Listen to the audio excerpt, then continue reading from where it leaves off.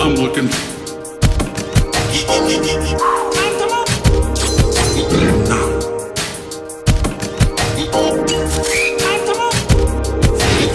I'm looking.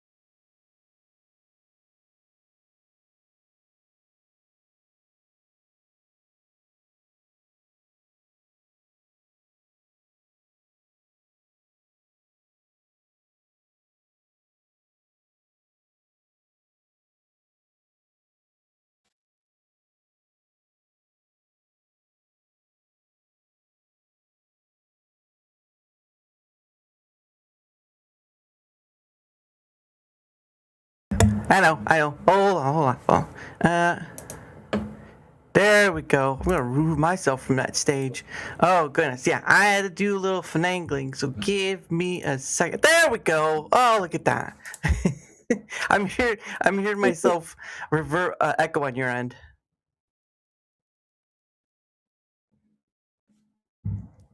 I'm sorry. Yeah. No, you're fine.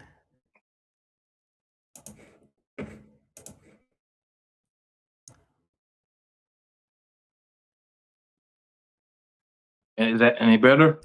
Let's see. Same thing. Checking. 1, 2, 3. I don't hear anything. I think we're in the clear. Yes, we're in the clear. Well, oh nope. I hear it.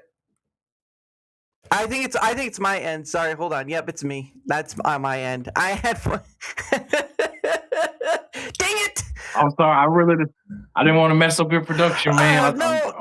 It's I'm sorry. I should have been on the Rumble part. Oh, you're all right. Look, hey, you know what? Stuff happens. Okay, it was me. So what happens is when I do the streaming, I usually have my YouTube and Rumble tab still up because sometimes some whack can happen, and you got to make sure those things are running right. So I forgot to turn off the sound on one of them, and that's why Oh, oh. I'm messing up my own stuff, man. You're just here for the ride. It's okay. But anyway, hello everyone. My name is Dara Moose, or Dara for short, because some of you didn't get past first grade, and it shows. All right, it's Dara Moose, not Dara Mouth. All right.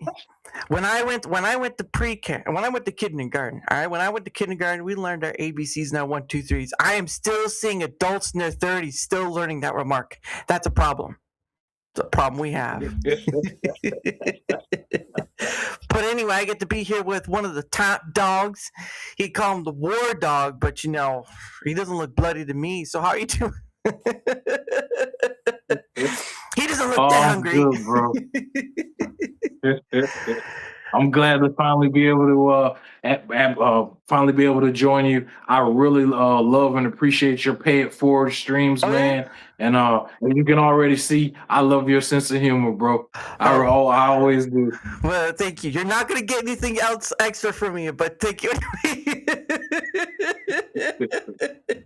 No, it's much appreciated because I mean the pay it forward is if there is anything that I earn from Rumble, that kind of goes into it, but it's mostly just for my full-time job that pays for that. But I don't so to kind of explain where that came from, like the pay it forward stream came from when what was it, like Chris and Flawed TV did like the Rumble raid back in the day. It was like way back.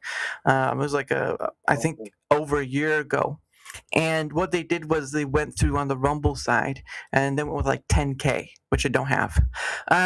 So they went around with like 10K money. Yeah, look, I was like, man, that is a lot. There was 100s dropping, 500s drops. Like, what the hell? But yeah, I won't have that kind of money. So what happened was they went through and they kind of went through the people who were live and stuff, which is what I do as well. But they had some stipulations, right? They had stipulations like you had to show your face and you had to be paying attention or whatever, which, if you are paying attention, then they'll just move on, right? Because that keeps people longer if you pay attention. But the stipulations that got me was like you had to have a face cam and stuff. And a lot of people, there are many people who are VTubers, right? I'm sure you've seen that. But there are VTubers out there. Right. Yeah. And so it was like, I just didn't like that. It wasn't for me. So it was like, a little goes a long way. A little goes a long way. Especially for people who've never got any more, like Grim Hollywood, right? If you've ever heard of Grim Hollywood on Rumble, I had stopped by one of his streams during one of my pay it forward streams, and he was playing like Monster World Beta or something like that, and that was like, I was one of his first, but like there are many people who are on Rumble who never get anyone to stop by, and like there's a duality. There's a time factor and there's a money factor, right? And I could say spend half an hour, talking with everyone, but like there's so many people to get to. It's like I'm gonna go with the money factor because I can do with more people than with like 2 or 3, which is nothing against the people, right? Nothing against the people, but that's why I do it. So, and I don't expect anything out of it, but it's always nice because I get to meet people like yourself from it. So, that's pretty awesome. Right on, bro. That's what it's all about. Yeah, but yeah, I just do because I enjoy doing it rather than like, I mean, you look, dude, I just did a teensy drop on your stuff and you're like a one-man broadcasting show. All right. I'm just gonna say that right now. I want to know what empire you're trying to build.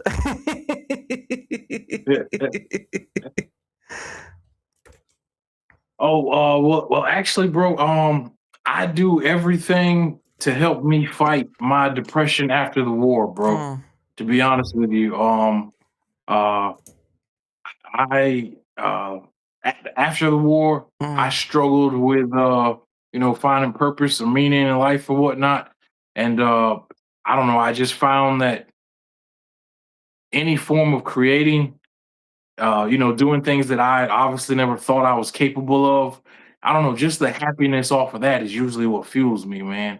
So I've been trying my own little things since 2019. I started trying to do outdoor TV stuff, trying to do marine things. I actually had a chance back in 2019 with the Hunt channel, but I could never. Like while I was married with a family of four at the time, I'm going through divorce now, but at the time, I could never really pay for my family of four and a full production crew. So it just never really materialized like I wanted it to.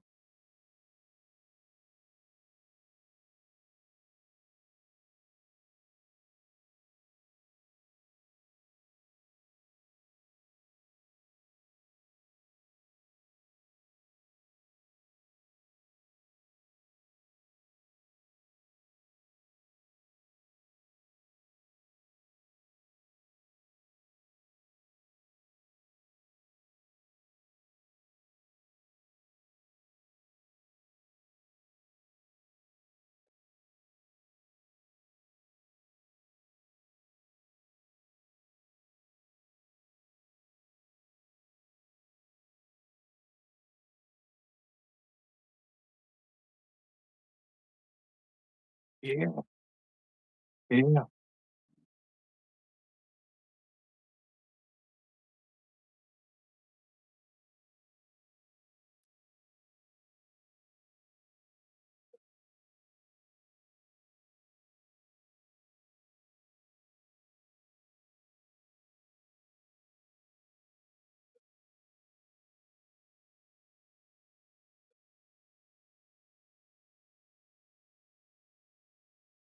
Yeah, bro. That's all it is basically is trying to I don't know, keep the mind active, occupied. Some guys like fishing, some guys like cars. For me, some reason creating or trying to stream or well, first off, let me admit, bro, I totally hate myself that I'm not an entertainer. I mean, I'm you've seen Marines at the White House, when they're like all robotic and leaning against the walls and whatnot. That used to be me. So I hate myself that I don't have, I'm not whatever more funny or better looking or entertaining, or have some kind of natural entertaining like talent or no, not you, bro. You're on a different level. I mean, listen to me, man. You gotta understand. For me to laugh and smile, you have to be able to do that. You have an innate, ability and sense of humor that's what catches me with you all the time. I, on the other hand, I don't feel I have that at all, man. It's like I'm robotic, so uh, yeah, I just, I'm,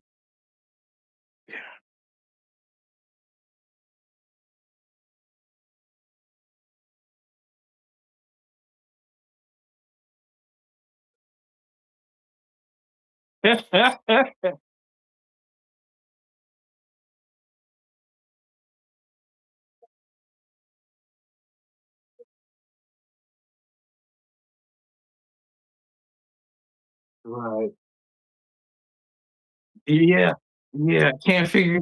Yeah, we make attempts, we learn, we progress, we learn new format or new I don't know, adding new graphics or making things look better that we feel are better. But then I don't know, you kind of learn, or at least I personally have had to learn that since 2019 when I first started trying to do a YouTube channel. Military content just isn't, it's not, algorithm friendly, or it's not, it's bland. I got to be honest with you, man. It's kind of boring often. So, like I said, I've tried my own variations of trying to add pizzazz. Or like right now, instead of just doing my normal military shows, I've added other shows, with other subjects, war, true crime, females, bounty hunters. I've tried different things, man. But to be honest with you, I feel I am that example of a failed creator who just has nothing else to do but loves the passion or loves having something to do. Because obviously, I don't do it for views or to monetize. Because I just never acquired that crowd and audience to be able to do so, man. So that's pretty much where I stand, is just trying to take my military story from doing outdoor stuff and hunting and being off grid to later on. I tried to create my book, and man, I don't know, if you want me to tell you the story on that, man. Is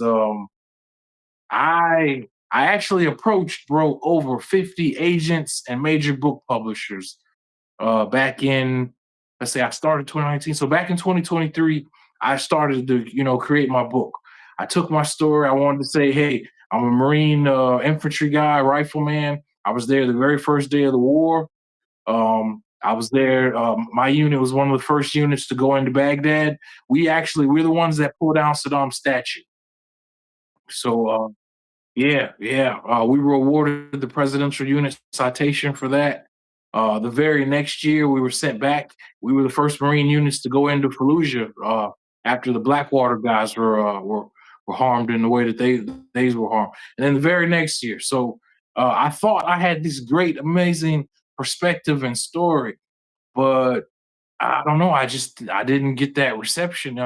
So many things I think in entertainment, man, is about you being picked or chosen by certain gatekeepers. You know what I mean? So the closest I had was I had a book publisher that was willing to work with me over in the UK, but they wanted to take another 12 months to actually take the book to bring it to market and all. And then on top of that, they didn't want me to speak like a Marine all the time. So I don't know. I always have problems with the Hollywood types or the book types trying to tell me how things happened in the war when I was there and they've never left the country with a gun in their hands before. You know what I mean? So I don't know. I went ahead and learned the self-publishing route. Got onto Amazon first. Then I learned how to get it distributed beyond Amazon to Walmart, Apple Books, that sort of thing. Barnes and Noble. So it didn't. I never grew on YouTube, as I said. The book's been out for 2 years now. Because I had to self-publish, marketing is all in my hands. Trying to, like I said, pay for that, and when I was still married, having the family of four, so I just couldn't market it as well as I wanted to either. To be known, because obviously so much of what happens in media is actually informing people that you are there and that you have your creation and that they can access it somewhere. So I don't know. Fast forward, the book didn't take off. YouTube never really took off.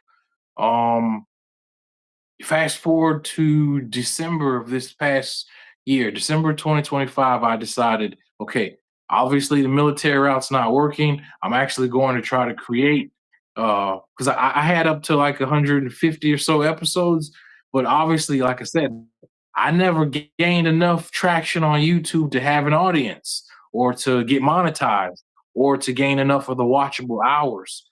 So I said, let me stop trying just the military thing. Let me try create a prison podcast as well. Then let me try a bounty hunters podcast. Then let me try another one with that I call the victim's pain, where I talk to victims of gun violence and all. I tried to create everything that I did for that one podcast up to 150 episodes. I was hoping, okay, hey, if I try this with other subjects, maybe I'll finally blossom and I'll finally, be able to jump outside of the military only algorithm. And nothing still really took off until in February. I happened to see a Facebook ad, man, for a company called TV App Builder, and they can actually, yeah, they can actually help you get your own Roku app, which is in front of 100 million viewers, and in front of Fire TV, which is another 250 million viewers.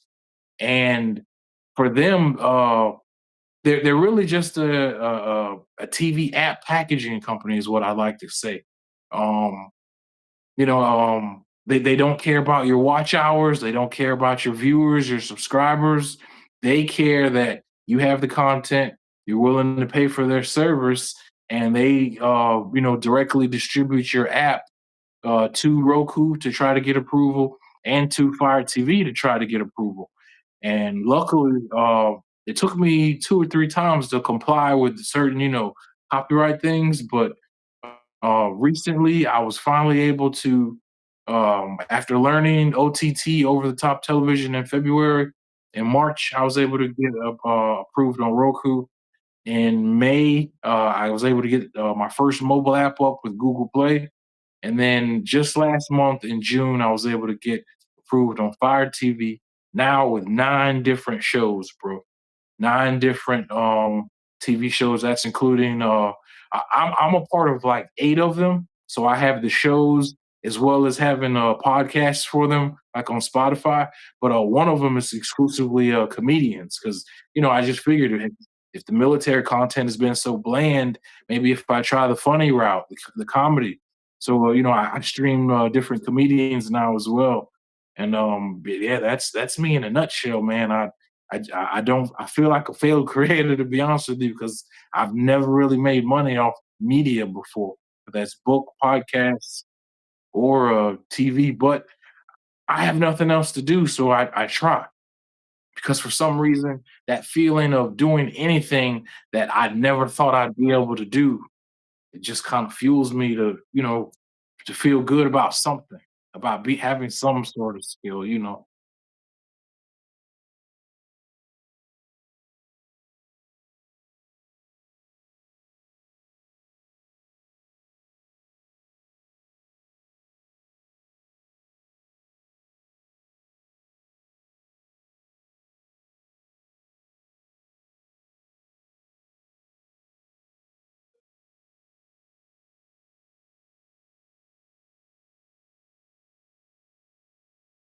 Right.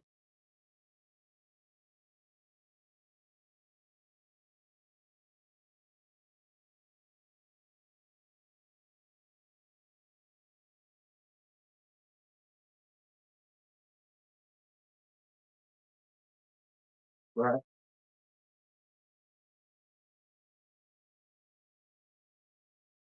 Damn, I did not know that. Oh, I'm so sorry. I will look into that. I apologize.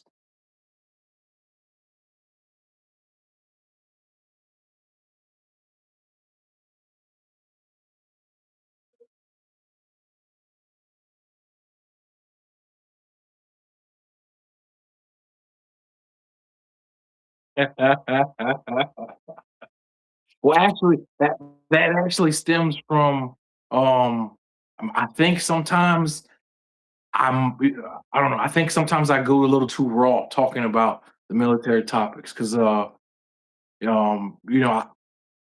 don't mean in terms of like being gruesome, but I like to talk to. Well, I can always just pick up the phone and talk to like 1,200 Marines who went to Iraq 3 separate times with me. You know what I mean? But like I said, and when I do speak to them, we can talk directly about things that happen and whatnot. But I think sometimes we might like, hit things that were just not algorithm friendly. So I'm the guy who can tell you I get suppressed all the time by each different platform, man. I don't care if it's YouTube, Instagram, TikTok, you name it. I've been blocked or banned at one time for another for it.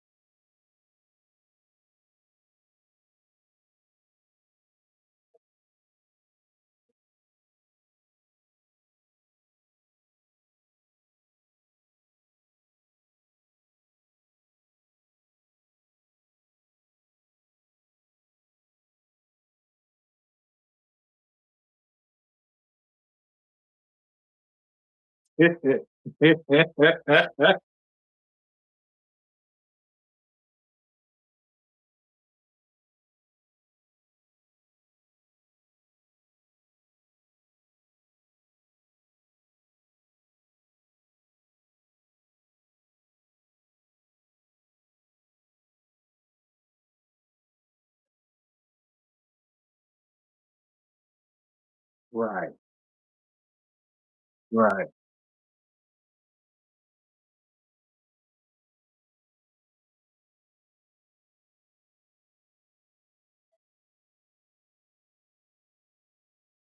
right.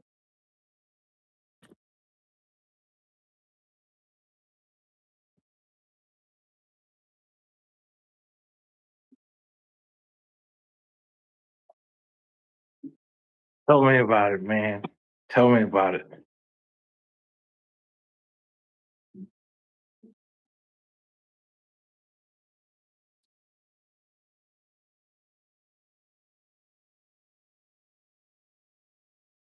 Here, let me do that. Can you hear me now? Sorry, they're telling me I have no audio for me. I was like, wait, but I can talking right now. My microphone shows it's working. But thank you, Corpy, for that. But yeah, it's just one of those things. Was like I can understand that, and again, like I said, I've seen that happen too. Where like there's you can add people, you could search for them, but it just won't add up. So it's either like shadow banning by YouTube, which is a thing, it happens, or some other crap. And I think that's kind of a sad thing right there because you have a lot to talk about. And you talk about in the general sense of like, because you guys will go hard, right? Like when you guys talk, you talk hard. You don't give a flip crap. You don't hold yourselves back in a language way. You just talk hard and go from there. You talk. You talk just like you do every day, but when it comes back to civilian life, there's a whole different transformation from that regard, where you kind of have to like, you can't go cursing up a storm every 5 seconds because you got a toddler behind you, that sort of thing. Right. So you're like, Actually, go ahead. I have to say, ever since the Fire TV approval and the Roku approval, somehow now the AI systems, Mm, when I search it and ask who I am, it now recognizes me as an independent network, right? nice. So, the algorithms has actually been treating me differently, which Mm, I'm not used to. I used to have the problem where because I use Restream when I multi-stream. sure. I used to have a problem where when I would send out to, whenever I would send out to TikTok, I didn't know at the time that TikTok doesn't like it when you send users off platform. It Hmm. doesn't like sending, to websites or other QR codes, that sort of thing. Yeah. But for some reason, so I'm sorry. So my initial problem used to be, hey, go on TikTok. Within the first 20 minutes, I'd be blocked or banned, and then I couldn't go live for another 7 days. Mm, So I was only getting like 4 lives a month out of TikTok. wow. But for some reason, once those approvals came up, and then now I actually have, now you can actually download my app on Fire TV and on Roku.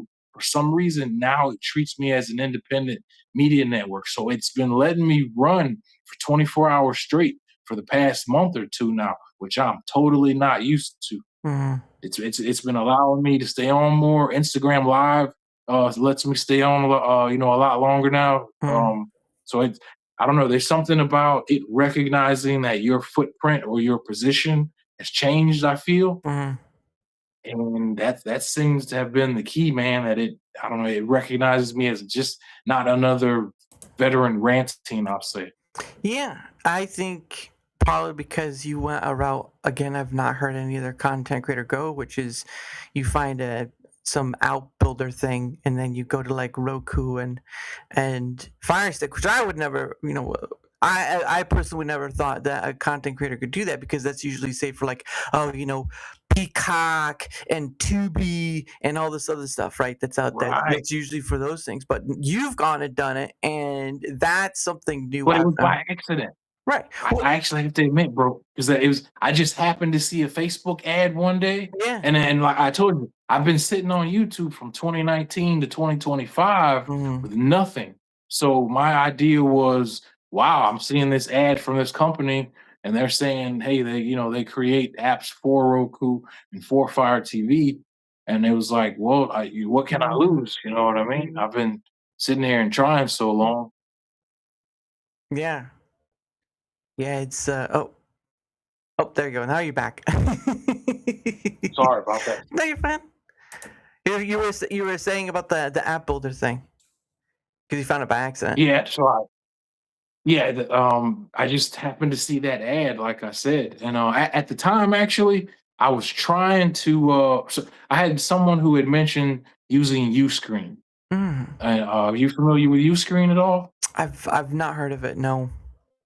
Okay, Uscreen actually will give you the full package, bro. They will help you get on 5 streaming platforms plus your mobile app. So you have an option of going to them and getting on 7 different platforms. That's Fire TV, Roku, Apple TV, Samsung TV, Android TV, and they'll help you with your Google and Apple mobile apps. So Mm, you have a chance to go to them, get on several, if you like really serious about stepping up to the next level, as long mm, as you're willing to pay for their service, yeah. they will help you get on 5 TV platforms plus those 2 mobile app platforms. So I was actually prepared to go that route. Mm, Um, until, like I said, I just casually one day saw that ad on Facebook and figured I'd take a chance. And TV App Builder now has like over 500 apps approved for other creators that have been approved on both Roku and Fire TV. So it's, from what I see, they don't care your genre or your niche or anything. It's more about being compliant, like just actually having your content wrapped into a TV app that can be used with a remote control, with a D-pad. See, now that's interesting though, because that especially with how YouTube is and trying to kind of move into that TV space, because they could have YouTube on TV now. Um, Being able to move in that gives content creators something that was a pipe dream back in the day, right? Being at a station, doing maybe a show through a station, whatever, and that was costly for airwave stuff and all that. But now that you have the internet and what it is, and then you having like something like YouTube TV, like that changes the game for like regular television, where like local television station, probably like maybe 6 7 8 channels, right? But then you had Right. cable had like don't ask channels, like there's so many channels. It's like, man, Nature Channel and HD. What? So there's a lot of that. But like, imagine, if you will, you have now access to different channels talking about bushcraft, different channels talking about military stuff, different channels talking about Right. food and all this. Like now they're being recognized and be able to be seen on television, or the TVs that can show that sort of stuff through the internet, right? And for you to take that by the pure chance of accident, right? By the pure chance of accident, you saw that, and now you're not dependent on YouTube. You now have this program which is beyond YouTube, and so you've basically done something that's gone around that and put yourself out there, while paying for it. But still, it's fascinating because you're doing something that other people are using another platform to do, while you're going the other end, but it's more in your arena rather than YouTube's thing, which is a whole mess in itself. Right, right, bro. I actually, yeah, I had no idea that creators could do that, Mm, but I am so grateful that the opportunity exists. mm, Because we all run into the gatekeeping situation. What I feel, mm, where I feel a lot of the things in entertainment, man, you have to be picked or chosen for. You need someone in some position saying, "Hey, we like that man or woman or child. We like their content. We mm, approve. We'll back them." mm, And this is one of those new ways that I found exist in 2026, where you put in power in the hands of independent creators, man, who as long as they're willing to learn the platform or learn the format, mm, it's like, I don't know. I feel like this might be part of the new wave of what people are doing mm, if they want to, progress in streaming or TV or any kind of anything outside of just social media. I guess mm. I'll say. Well, it's like you're saying, it's putting it in the hands of the. I mean, obviously, of course, again, you still have to pay for the service, but like when you get to that point and learn the little bits you have to, like being able to have more control rather than just leave it and say like YouTube or Facebook or whatever, any of those, you're able to do something that I don't think a lot of people are thinking beyond the scope of what's just the previous offering, right? Right. Because the issuance of it is like, no matter what you run into, you're still going to run into some form of gatekeeping. It's just who is the gatekeeper, right? um Right. yeah. Definitely. Amazon's the gatekeeper of Fire Stick. Roku, I don't know who controls Roku. I'm not gonna answer that one. Google owns YouTube and all this stuff. You've got so many gatekeepers out there Right. that it's gonna be other than short of making your own server and putting yourself out there, which is just it's already enough as it is. You're already bankrupt at that point. But yeah, being able to find those tools that kind of offloads you having to do that, and then but still keeps at least a big chunk of that power in your hands of like the content you create. I think that will be the next step forward. And you know what? Even if it was an accident, I still see you as a step ahead of other content creators because they're still trying to work on other platforms to get that done. You're doing something that takes it just a step further, which is impressive for an accident. Thanks, bro. Thanks. Can I mention one part about that that I didn't realize was so hard though, man? Sure. Is okay, you think, hey, okay, when I get on the OTT over the top TV platforms, and you hear, hey, okay, there are 100 million Roku users, there are 250 million Fire TV users, but you have to think now you are honestly competing on that, higher broadcast level. So Mhm, just because the people have the devices, you need to pay to market yourself to inform those 100 million people, to inform those 250 million on Fire TV. You actually need to pay for, commercials, mhm, for, boosted ads. But obviously, you're not paying, just to try to get several thousand views or a few 100,000. You're trying to reach millions now, which mhm, means budgeting wise and marketing expense wise. I don't know. I guess I've had to explain to friends that, when you see a new movie come out, mhm. you have no idea what it costs to have those commercials shown, to Yeah. have it shown on so many devices, to Mhm, have, the ads we see on social media to find out about a new TV show or a new movie coming out, or any kind of new media. The yeah. marketing budgets that companies or people are spending behind those are Mhm. massive Oh, yeah. to inform. Which, I mean, it makes sense, Mhm. like, you know what I mean. You can pay $100 to boost an ad, and Yeah. you're only going to get so far. But if you were trying to, let all of these, millions of people know, hey, you're now on TV, come watch my shows, bro, that is the headache. That is what costs, man. That Mhm. is, but I will also say, from what I found back, the typical TV app development used to cost between like 5K and 20K, man. But when I ran into this TV app builder company, Mhm. I caught them while they were doing their early bird pricing, and they were only charging $50 a month, man. Wow. It's like someone within their company has TV app building experience, Mhm.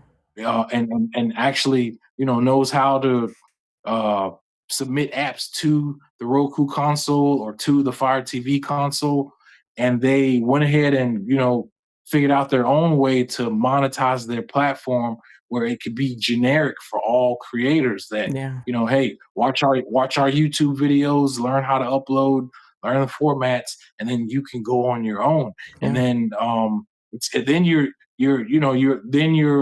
once you have your app packaged into a TV app format like that, Mhm. then it's just a matter of Roku or Google, or excuse me, Fire TV saying, "Hey, okay, we'll work with you." Yeah. And but that gives you your own chance, also, I'll say, to set up your own subscriptions, bro, Mhm. and to set up your own ads, your own sponsors, your own everything, and it keeps you as the creator the primary keeper of your whatever profits you can generate. Yeah. So I feel it's like the new wave of what's different. But I'll still always say the best company that have seen is Uscreen, man. Mhm. Uscreen, like I said, they can get you on 5 TV platforms, and then Apple and Google Play for your mobile apps. So Mm. it's just, someone happened to mention it to me back in January. I just happened to see a different company that was doing something similar, and I went with them. But even to try to get on to Apple TV or maybe Samsung TV, I still think I might go to them and use them to try to expand to more platforms. Yeah, because as of right now, like you said, you're only on Roku and Fire Stick, which do have their amount of people they can connect to, but like Apple's another one that it would be pretty big to get into because a lot of people have Apple TV, whether it be like you said on the box or on their phone, and so that would be an interesting fact to take up. But like again, it does put it instead of basing on a platform subscription model and all that stuff or going through that, you could basically make up your own good or bad, and that puts more power in your hands than say regarding like relying on YouTube to put your stuff out there. Well, now it's on you, sure, but I mean, it's a sort of a do or don't situation. If you do, well, the risk is great, but the reward is great, possibly. And if you don't, well, then you never know. And I think that's where people like yourself who get into who get through either by accident or word of mouth can get that wave, because in essence, I do think to some regard that the future, at least for like something I see sort of in the future, if when the price of stuff comes down, whether it be for like a server or not, I truly believe that if it comes to it, people could have their own server like station, and then their stuff would go throughout, and then the World Wide Web, like you'd have some form of web page. It's basically just a web page of like, this is this person over here and their stuff, and this, instead of it being a platform that spreads through the algorithm and stuff, it be the web itself, and Right. you are your platform, and then that way people through that web page come to you, or they can go to somewhere else or whatever, because it's just your area is your area. There's no one else bothering, right? But you're part of a Right. much larger scale. That's the future I can see happening. But the prices on like bandwidth, server, all that stuff, that has to come down before people would do it themselves, because it's not an easy or cheap thing. Right. Tell me about it. But that's where Tell me about it. that's where what you're doing is sort of like that step before, because you're not paying for server stuff, whatnot. You're just paying for to get into those doors, and then that kind of goes its own way. But ultimately, I think beyond that step is just like people becoming their own platforms, and then like a section of the web is going to be a web page full of all these different people, and you can randomize it. You can just go down the list. It'll be insane of where that could lead to, and you're getting a jump head start, so congratulations. Appreciate it, bro. I appreciate it. Like I said, I still don't feel any form of I don't know, at least personally, because I don't feel, like I said, I told you before, I still feel as a failed creator. But if this could lead to anything once I figure things out and I can market better, then hopefully that counts, I guess. Well, let me ask a question. What is considered a failed soldier? To put it in that way, what is by definition of military? What is considered a failed soldier? I I don't know. The basic answer I could give you for that is if you find to be dishonorable, Mm, to get a dishonorable discharge later. I mm, wouldn't. I'm sorry. You know what? I shouldn't have said that word "failed creator." Then I didn't mean it in that context. I just mean it more as I didn't know that you could actually try your hardest uh, on YouTube for yeah, 6 or 7 years yeah. and still never, ever, ever gain an audience, Oh yeah. which I I don't know. I reflect that more towards I just take it. I guess I internalize it too much and saying I'm just not good enough, I guess, Hmm. or my content's not good enough. Yeah, I can understand it, because in the regard of, and the only reason I asked that question is I was trying to frame it in the way of understanding, because like you had said failed content creator. My viewing is like you haven't failed, you're just at a place where you're not sure of maybe the success of, like maybe your view of success is a bit different, but failed is when you stop. Wow. Damn, bro, thank you. I didn't think about that. You just opened my eyes. You're right. Failed is when you stop, man. I'm Well, sorry I didn't think about that. well, no, it's fine. I mean, I've been there before too, but I think for a lot of people, and you're right, like there are people who've been on Twitch or YouTube or even Kick, who've been on for years, and they don't see success. But then again, success is a personal matter, not a platform matter. A platform is going to care about what profits they can get, right? That's the bottom line of a platform. Any platform, doesn't matter what they are, even Rumble itself, all the platforms out there. At the end of the day, their point is profit, because profit is what keeps them going. Right. You're right, bro. Damn, you're right. You And just opened my eyes so much. I need to stop saying that then. It's not failed creating. It's just based on whatever I have in my head, what I thought success is or was. You just opened my eyes. I I'm so sorry I was no, don't saying be sorry that, about using it. that term. No, That is no, not failed it creating. You're right. it's not. Well, no, Failed is when you stop. yeah, well, don't worry about it. It's just reframing that sort of thinking and like, oh, so maybe it's not that way, maybe it's this way. I think that's the one thing that can be difficult for everyone is to reframe a negative aspect into a positive one because like you said yourself, you wanted to get away from this depression. I mean, you've been through lots. What 3 times back in Iraq and all this stuff that wears mentally on anyone. I can't imagine what the mentality drain that is, but like you're looking to get away from that being stuck in an area and just thinking about the worst, and you're getting into this thing, and all of a sudden you're finding your way through it, even if it's like being a blind man, right, scrounging in the dark, you're still finding your way through it. You know what I mean? It feels like it at Right. times, like you just Right. who is that, who's there? Right. You're right, bro. You know what, man? This is what happens though is when you speak to someone else and you can bounce your ideas off, so you're not just thinking about whatever, wrong way you might have been thinking. That's what you just did for me, bro. Because I've been walking around for 7 years using the words I just told you, Mm, and you just helped me like a 7 year, like, answer or antidote you just gave me that it's not failed until you stop, man. mm. And I don't think I realized that until you just said that, man. Well, Like I'm having an epiphany over here, man. I'm just gonna write it down. It's like, hold on, slower. I almost got it. Hold on. Well, I also want to say too that there's an exception to like stopping because there is a point of taking care of yourself. Stopping, right? Like there is that exception of Right, right. stopping to take care of yourself or family stuff or just plain giving yourself a break. There is an exception to that, but like when in the thinking of like if you feel like you're failed or whatever, I think again personal success is more of the point rather than it is platform success because a platform has their own what they want for success, right? Rumble, YouTube, Exactly. TikTok, Twitch, they all have their form of success because they're a business. Those are that. Exactly. Exactly. But for you, like just think about this, right? Marine, gone back so many times, come into the civilian life.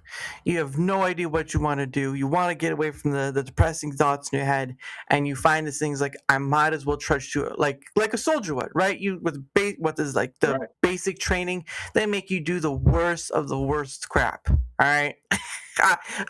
I've only seen and heard. I've never experienced it. I'm good. I'm good. But you have to think of it that way. It's like you trudge through the what the TV shows show you, like trudge through the mud and the wires. You go through up the wall, challenge walls, and all this stuff, and you basically are trudging through because you're just trying to get to the end, and that's basically what you've done. You trudge through, and through accident, through causation, whatever you want to call it, you've come to this point where I would say that's a form of success right there. That's literally personal success, It is, man. and I didn't realize. You're Yeah, right, it is, and I did not realize it until you just opened my eyes, man. That's why I've been always been glad to link up with you and listen to you, man, because I try. your perspective, your sense of humor, it's so helpful to me, man, to Mm, to not, to have something to bounce off besides your own mind. yeah, which is Can rough. I mention one last thing Sure, that I realized recently though? sure. All right. I didn't realize the actual power of like the perception of American creators to Mm, the foreign markets, mm, because I didn't realize that like here, obviously here in the States, we know who to compare ourselves to and what other big names there are or what other big companies. But what I did not know or realize is that like being now on Fire TV and Roku, mm, the other countries don't necessarily know or care that you're not, a Hollywood level name or mm. that you're or that I don't know if that makes sense to them. Yeah. They're still hearing from an American. Mm, And so I didn't realize that, yes, by American standards, you're in an obviously saturated market Oh yeah. with the other people doing the same things as you are. But Mm-hmm. I didn't realize. So I've been getting a lot of activity like in South America and the Caribbean, and I couldn't understand like how or why until Wow. it started to dawn on me that hey, to them you're still like just some American entity on TV or something to them. They don't necessarily know how big or I mean, obviously they can check online metrics and sales and views, all that sort of thing, or income, but in their eyes, if they have an infatuation with American culture or our topics or shows to them, even if you're small as an American, Mm-hmm. you're big in these foreign markets. And I did not realize that. But I didn't realize the power of that. Yeah, and kind of come back a bit to my chat. Fatal, thank you all for in the chat for being here. Relax, gamer dad, Fatal, and Alaska and Jeff. Fatal's like happened to me. He was talking about in relation to like because he's using the content creation to like financial stuff, but he kind of moved away to that and just focused on the financial. And he's like, it's happened to me. I just know God has different paths. I'm focusing on what I'm good at, which is his financial stuff. Right. Doing that, I trust God, and then Christ doesn't want me to do the content creation, and that's okay. And that's the thing is like content creation isn't for everyone. Like even for me, I still feel like an outsider to it because I don't see myself as the regard of what technically is a content creator, but I think with the tools that are coming out and putting tools that can put more of the power into your hands instead of giving it to someone else like a commissioner or some other factors, like I can help build you up and do all this thing, like you said, you still have to market yourself, but like I think experimentation is the mother of it all, because I truly do believe if people give themselves a room to experiment, maybe they stumble upon something they had no idea they were good at, in the aspect of like you were talking about this, and then having like South Africa and the Caribbeans and all this stuff that are listening. And I think in the fullest, it bypasses what people are used to on like the main media stage, right? The main news. Right. And so when they can get like an American like yourself, from a distance away, so they may not understand English, which is okay, but that's becoming more of a universal language at this point, English. But going beyond that point, you have these people who are getting an American served in the army or military, Marines, and they're getting his own words, his own perspective of what he's seen, what his thoughts and all stuff. And that bypasses listening to the media, which edits, which omits, which does all these things. So basically, you've opened yourself up to some regard, and having those people being able to have direct access to you and your perspective upon anything, right? Right. And that's where I see that being Right. more powerful, because people are in the regard of people are getting tired of having things omitted or cut out, basically edited out, and not having the full Right. context, because without the fuller like you've probably seen it before, right? Many times, during the election stuff, you have stuff being said about the president, and then something comes out saying, well, they missed this part, and you're like, but they admitted that. Was like it's just an insane thing nowadays that we, with the media, the high end media Yeah. and all that. And now that the internet in regard is allowing people like yourself or myself or many of the other people in chat, um, having that ability to have direct access. And there's still issue again of the platforms, right? Platforms are their own deal. They're gonna do their thing, but be able to have that better direct access circumvents the omitting, the editing, all that stuff that comes from the high end media. And really, honestly, people just want that person. Someone will say authenticity, genuine. I just think they want to see the person as they are, right? Right. No, Well, no makeup. definitely. Yeah, no makeup, no nothing. Like you're not sitting here pretty. You're just here. That's exactly the way it is, man. That's exactly the way it is, man. Well, and that comes back to your military service. War is not pretty by any measure of any standard. War is not pretty. So why fluff it? Right. And that's actually been my whole perspective. Is like I always thought. A lot of people don't know. Out of the military, bro, only about 4% of the whole military actually does, combat related jobs, man. Mm, That's infantry, special ops. mm, Most of the stuff that you see war movies on yeah. or war movies about, or any type of series, people don't realize that we're actually a very small part of the entire military. Mm, You know what I mean? So I thought, because I don't know, even the fact that I ended up being sent to Iraq 3 times, mm, it kept blowing me away. Like, in my mind as a kid, I thought the military was so huge. So why do they keep finding me as infantry, as a grunt, to keep sending me back? And yeah. then it had to, I had to learn that's because 96% of the other jobs are not combat related. Yeah. So most of the jobs don't only touch a gun once a year, Mm, or don't, they aren't built on that heavy, the violent actual aspects of it. So yeah. I always thought, hey, if I could just get people to see that when we talk or tell stories, or war veterans tell stories, if you get to talk to those actual guys who are, either infantry or spec ops or special forces, Mm, or any kind of tiered operator, you are actually talking to the guys that you watch war movies about, and that mm, you watch, a Netflix series about. mm, But in that whole grand scheme of things, a lot of people don't realize that it's such a small percentage that truly, truly physically fight, man. yeah.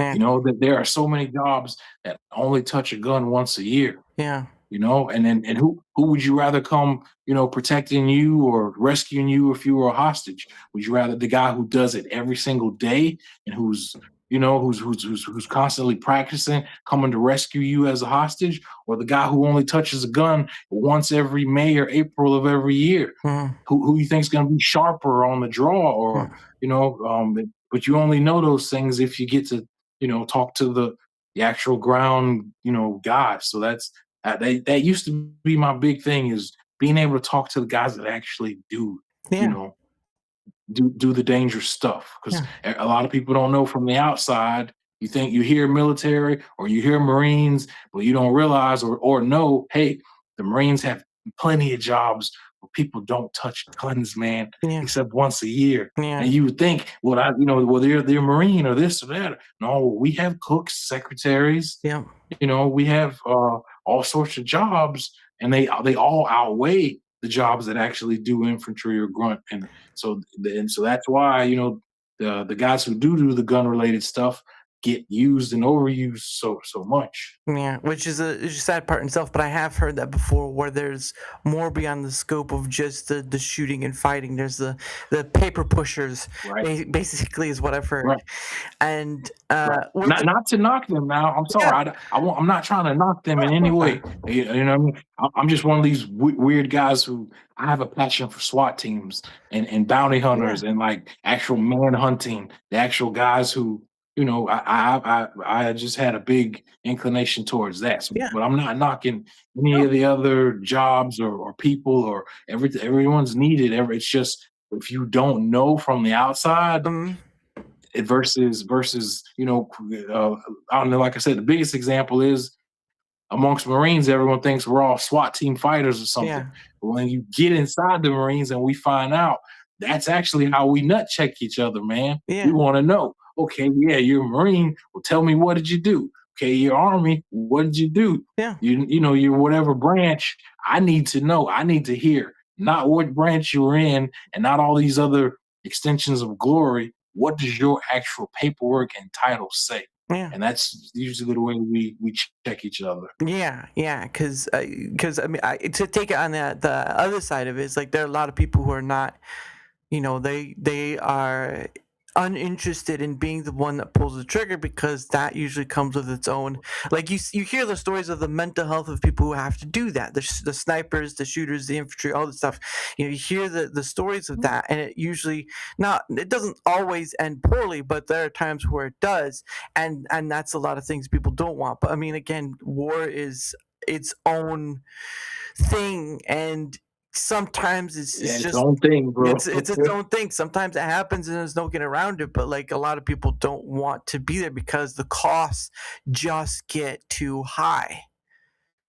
Right. Always the cost. Always the cost, right? Always the cost. What is the saying? It's like the cup of liberty has to be refilled with the blood of patriots every so often. No one wants to be in that. No one wants to be that cup of blood, because no one wants to give that sacrifice. But sometimes there's no way getting around it. Getting to chat. Financial Freedom says, let me bring another example. The Tooth Entertainment, which I've had on before, great dude. He won't be in the Rumble program at the end of the month, but he started a business and is making bank. Oh, that's good.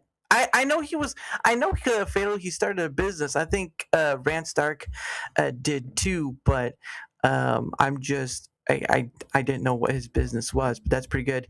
And then Alaska Man Jeff says, war's not pretty. I wonder how long till someone decides to bedazzle the guns.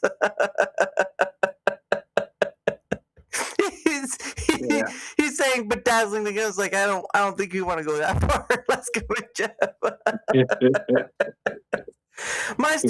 My gun is called Mr. Sparkles. And then he says, I touch guns every day. Wait, those are just my arms. God dang it, Alaska Man Jeff. Come on, man. But yeah, I truly believe that people don't know that regard of the inner workings, because they're mostly, again, you have the national National Guard, you have Coast Guard, you have Navy, you have Army, you have Marine, you have Air Force, you have all these different branches, and there's a chunk, like as you mentioned, that deal with the fighting and all this stuff, but some of the times they're just people who do the paperwork, they do other sorts of services, and it's incredible how many people don't know that because of what they're shown on the entertainment side, right? The movies, TV shows, Exactly. they're showed a side of what is the belief, but the belief is but the reality is a whole much different aspect. So having that perspective, especially when you're talking to people from South America and the Caribbeans, like you're having people now who don't know about military and stuff like that. It's like, I didn't know that. So you offer something that many people don't know, and that itself is an experience that can be shared, because I think, again, coming from the source, sort of, from someone who's had the experience, rather than just from secondhand hearsay you heard from like Bob at the bowling alley. It's not really that great, but he's a friendly man. Oh, Can I mention one quick thing? Sure. I want to say I'm one of the few people who doesn't get into the interbranch jokes or downgrading or talking down on the other branches or anything, because personally I have had every branch help me stay alive one way or another, man. Whether at least most people don't know, for the Marines we get our medics from the Navy. Or I was once in we call our medics corpsmen, and they actually come from the Navy. Wow. Or I was once in a 14-hour gunfight with guys in the Army. Wow. Or when I got in serious trouble, it was the Air Force planes that kept me alive. You know what I mean? So a lot of people, joke about the inner branches and Army versus Marines or this versus that.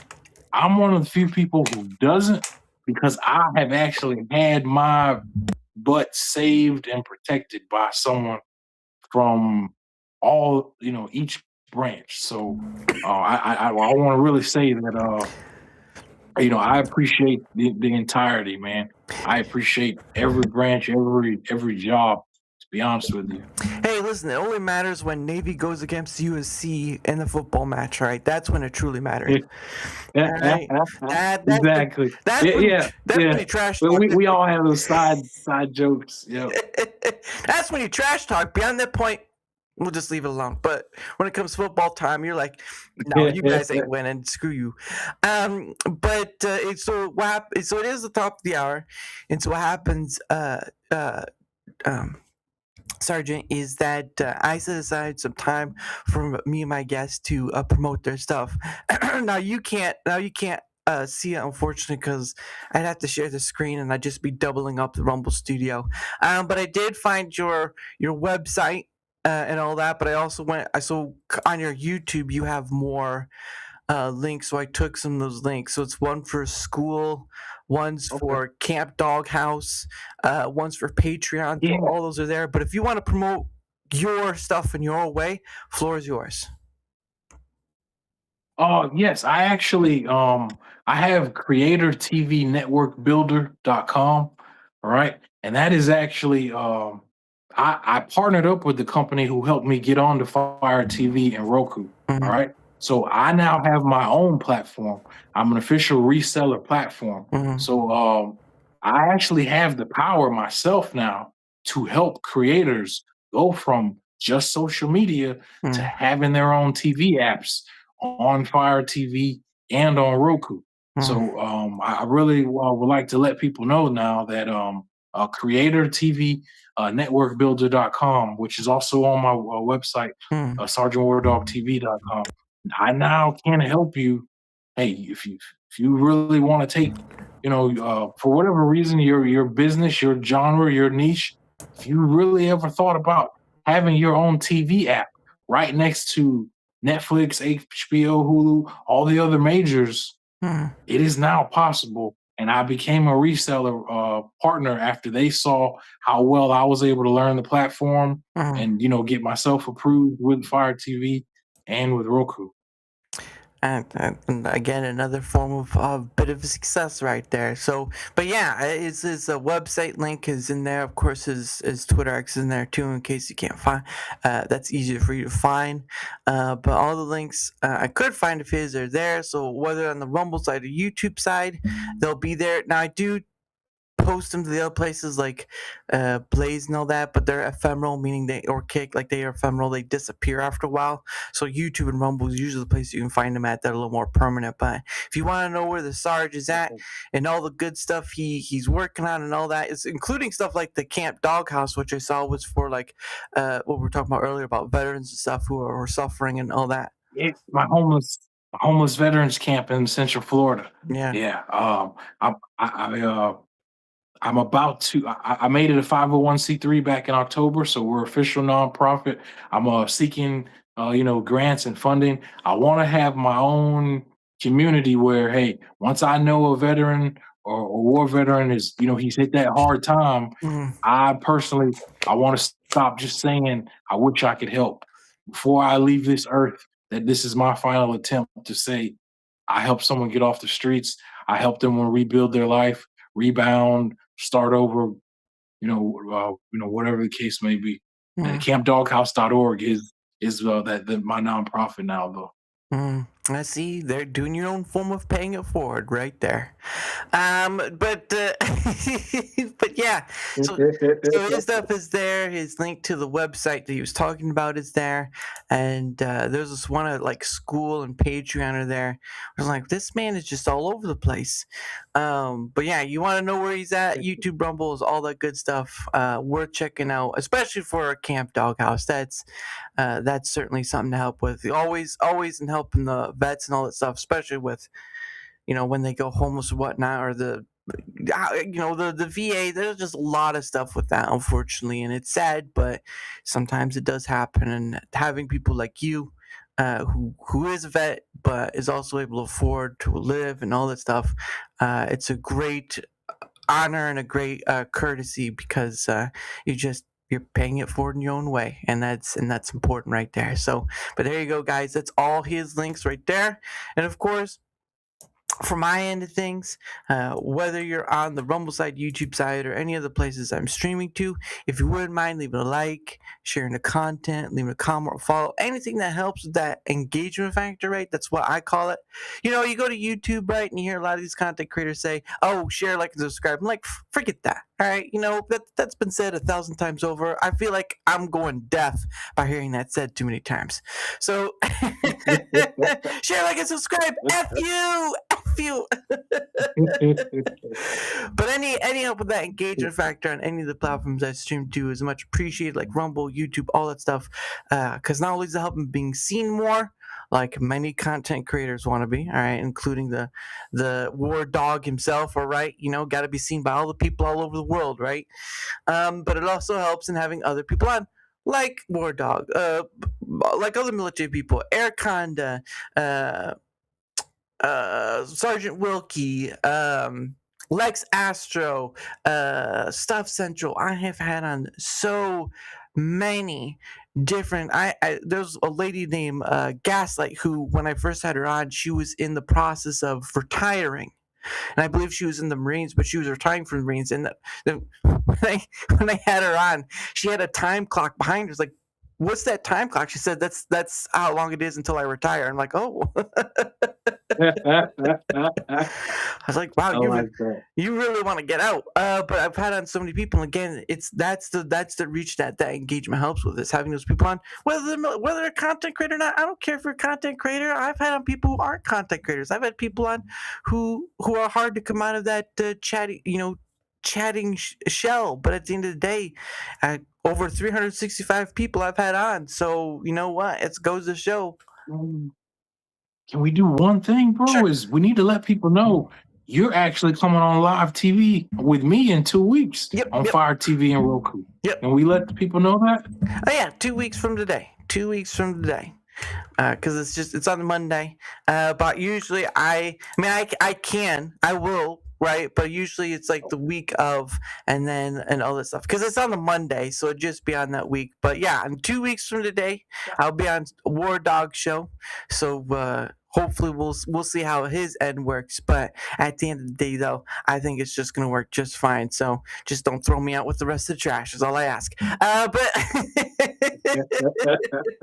that'll be. I think it's 7 p.m. Yeah, 7 p.m. on. Hold on, I gotta find the date.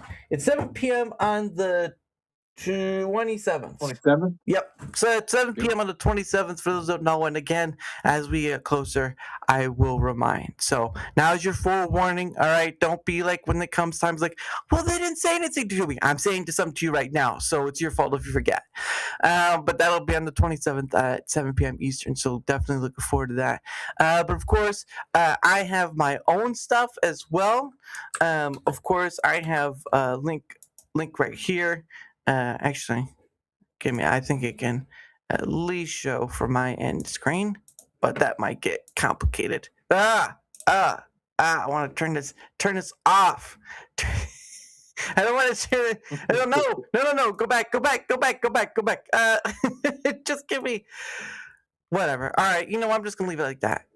Can I just move you? I can't even move you. This is awful. But anyway, so what happens is I have my link right here, right, as you can see. That's my, of course, shout out Tomby for making that streamers free to use for anyone to use. He's also making some other stuff coming down the pipeline, so we'll get to see more of that. But shout out to him for making streamers, and all my links are on there. You can go see where else I'm at. It's just Rumble, YouTube, all that stuff. Those are all my places in there, places to support and stuff, all that. But it's easy, one click to find where else I'm at. So there you go. And then, of course, there are a few things that I promote while we're here. I use them in different ways, but I'll get to the point of the difference. So the first one, of course, is Proton VPN. Now, I have used Proton in many different facets. I've Proton Mail, Proton Pass, Proton Drive, all that sort of stuff. I've promoted them in different ways. But for this one, funny enough, like right now, at this very second, I am using Proton VPN while I am streaming, and I'm not having much issue. So again, link is right there. You can go check it out. You can find more information. You can make a free account. I don't care. All I care about is putting this tool in your hand that I use on a daily basis and I trust. And there, Proton is about privacy is a human right. So give it a look. Right, links right there in the description. If it's not for you, guess what? It will be there if you do change your mind. So there you go for that. And of course, Alaskman Jeff says, if I buy Proton, will you start wearing a top hat on these streams? No. No. It's not. That's more costly than a top hat would be. So don't even try. But the last thing I promote before we continue on is Biltong USA. So if you haven't heard, Biltong, Biltong is a South African snack. That a gentleman I've had on before, his name is Anton. Him and his wife run a business in Sunset, Texas. So if you're in Texas and you're near Sunset, they do have a store you can go visit and get different items of food and all that sort of stuff. It is just incredible. They have sweets and treats from UK, all sorts of things, right? All sorts of things, and it helps to go and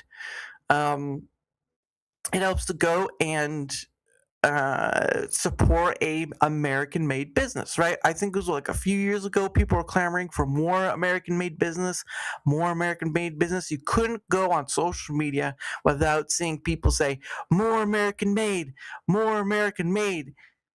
Well, link right there leads to one American-made business. So you want to get on that action, there you go. And they're great people. Anton's a great dude, especially when he's running it with his family. And funny enough, he is an immigrant himself. He came here legally, and now he lives with his wife, and he's running this business of food and all that good stuff. So links right there, and you can use code DARA to save yourself some 10% off. So don't forget about that. And of course, Alaskman Jeff says, if I buy Biltong, will you start wearing a paper hat on these streams? No. I don't think you understand the concept of it's not going to happen. All right? My hat is my hat. This is the only hat you're going to see me wear, unless it's something else. But that's mostly like if someone pays for it, okay? Oh my gosh. Bunch of crazy people over online. But yeah, those are the things that promote, links in the chat, all that good stuff. Because again, I know I do the thing that's not, like other content creators who are trying to reach like the partner programs and all those things, right? Like YouTube and whatnot. But for me, I just do it because I know there's a lot of people out there to get that opportunity to chat with about whatever.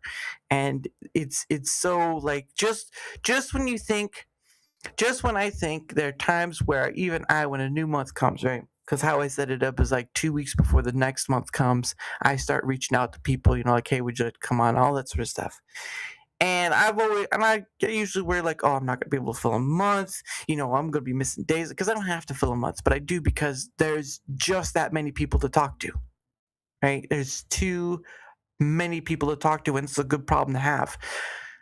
But you have to deal with people saying yes and all this stuff. Like if they do say yes, right? If they don't say yes, then that's one thing. But there's just so many people to talk to that it's a cup that never ends. It overflows.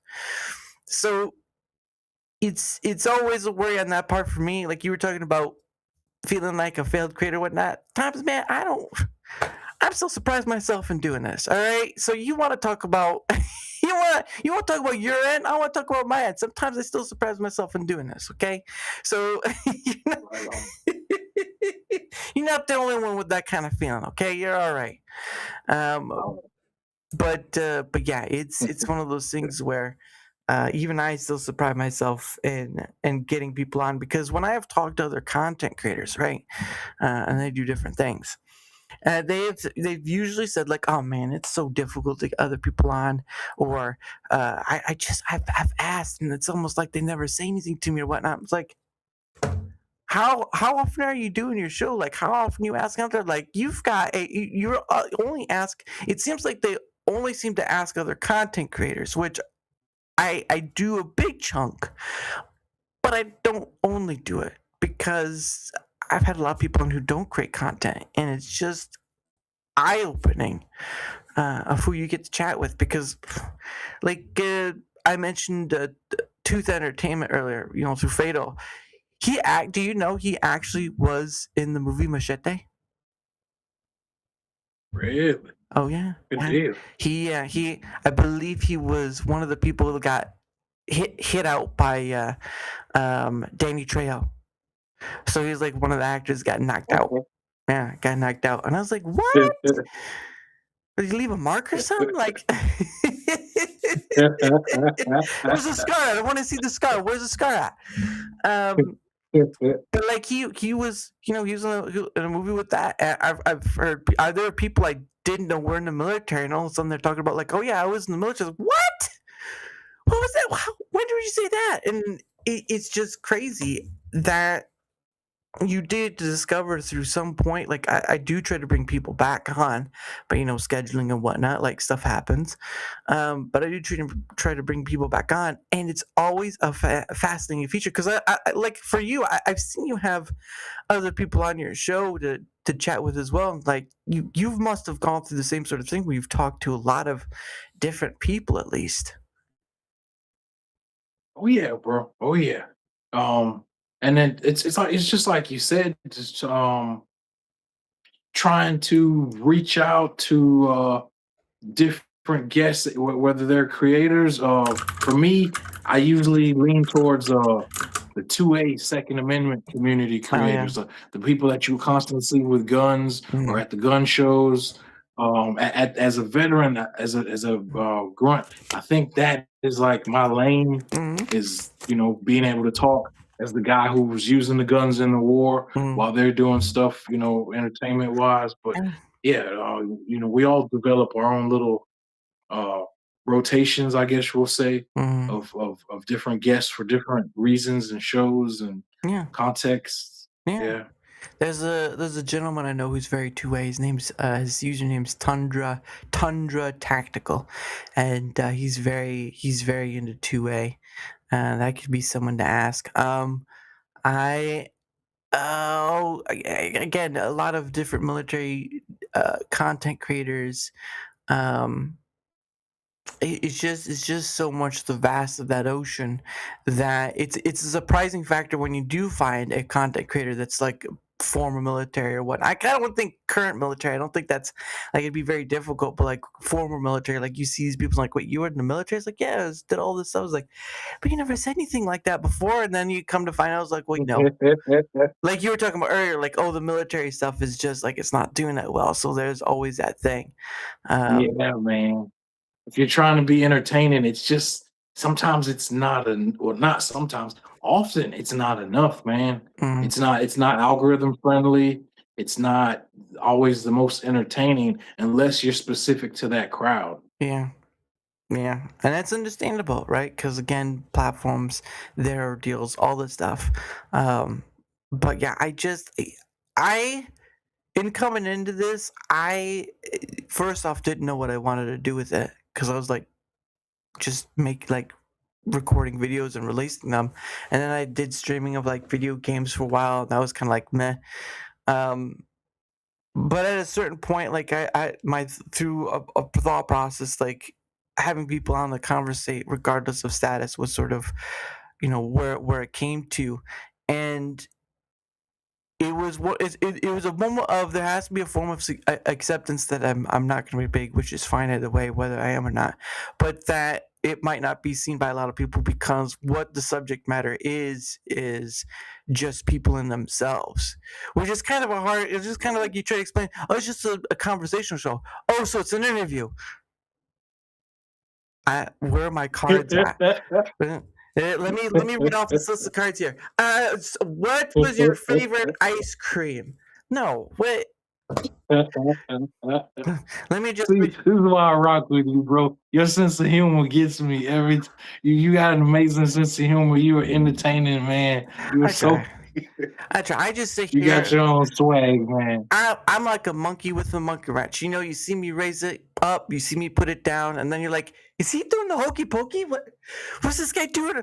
There's a monkey on here with a wrench. Practically, you could actually probably do that at a zoo. Like, I'm pretty sure there are like live feeds of animals nowadays where you just have camera looking down at like chickens or whatever. And it's like, that's the most entertaining for people at that point. It's like, really? Right. Wow, I Right. get myself a chicken coop with this one.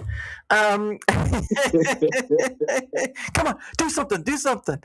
Um, but it kind of makes sense in that regard. But I just do this thing because I find value in it, and that's pretty much it. The people I get to have on, like yourself and so many others, like there is value in just getting to chat with people about whatever. Because if you're not constrained by the current topics going on or the topics of the day or whatever you want to call it, you find yourself in a place where you, like with your incident with the Facebook ad that led to the creator, building the app stuff and all this stuff, like you don't get to have that within a structured, a very structured place. Like I'm semi loose, all right. I like to be that free open Yeah. space, but you find yourself not Yeah. being able to trip.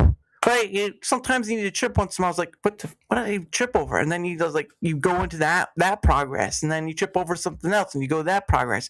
I'm like, that's the most free. It hurts, but it's the most freest thing ever. I have the bruises to prove it. You said the word, man. It's free. It gives you that freedom to, enjoy a conversation naturally, man. Yeah, yeah. Even if there are people who are a bit challenging in that regard, it sharpens your skill as someone who can hold it or direct it. Because I think it's another point of it too. Is like if you're having other people on and they're not in the regard of like, because as you stated, like Second Amendment or military, also if it's someone who's not in either categories, you've got to find a way of directing that energy without it just being like a Yep. just Dry, dead air. just Yeah, dead It's like air. this is what the desert sounds like. My gosh. Um, but but in that scope, right? In that scope of like, oh, this thing is happening. Oh, it's bad. It's bad. No, it's like, no, I can now. This person I gotta find. I've got to dig. I've got to show. It's like the whole movie Holes, right?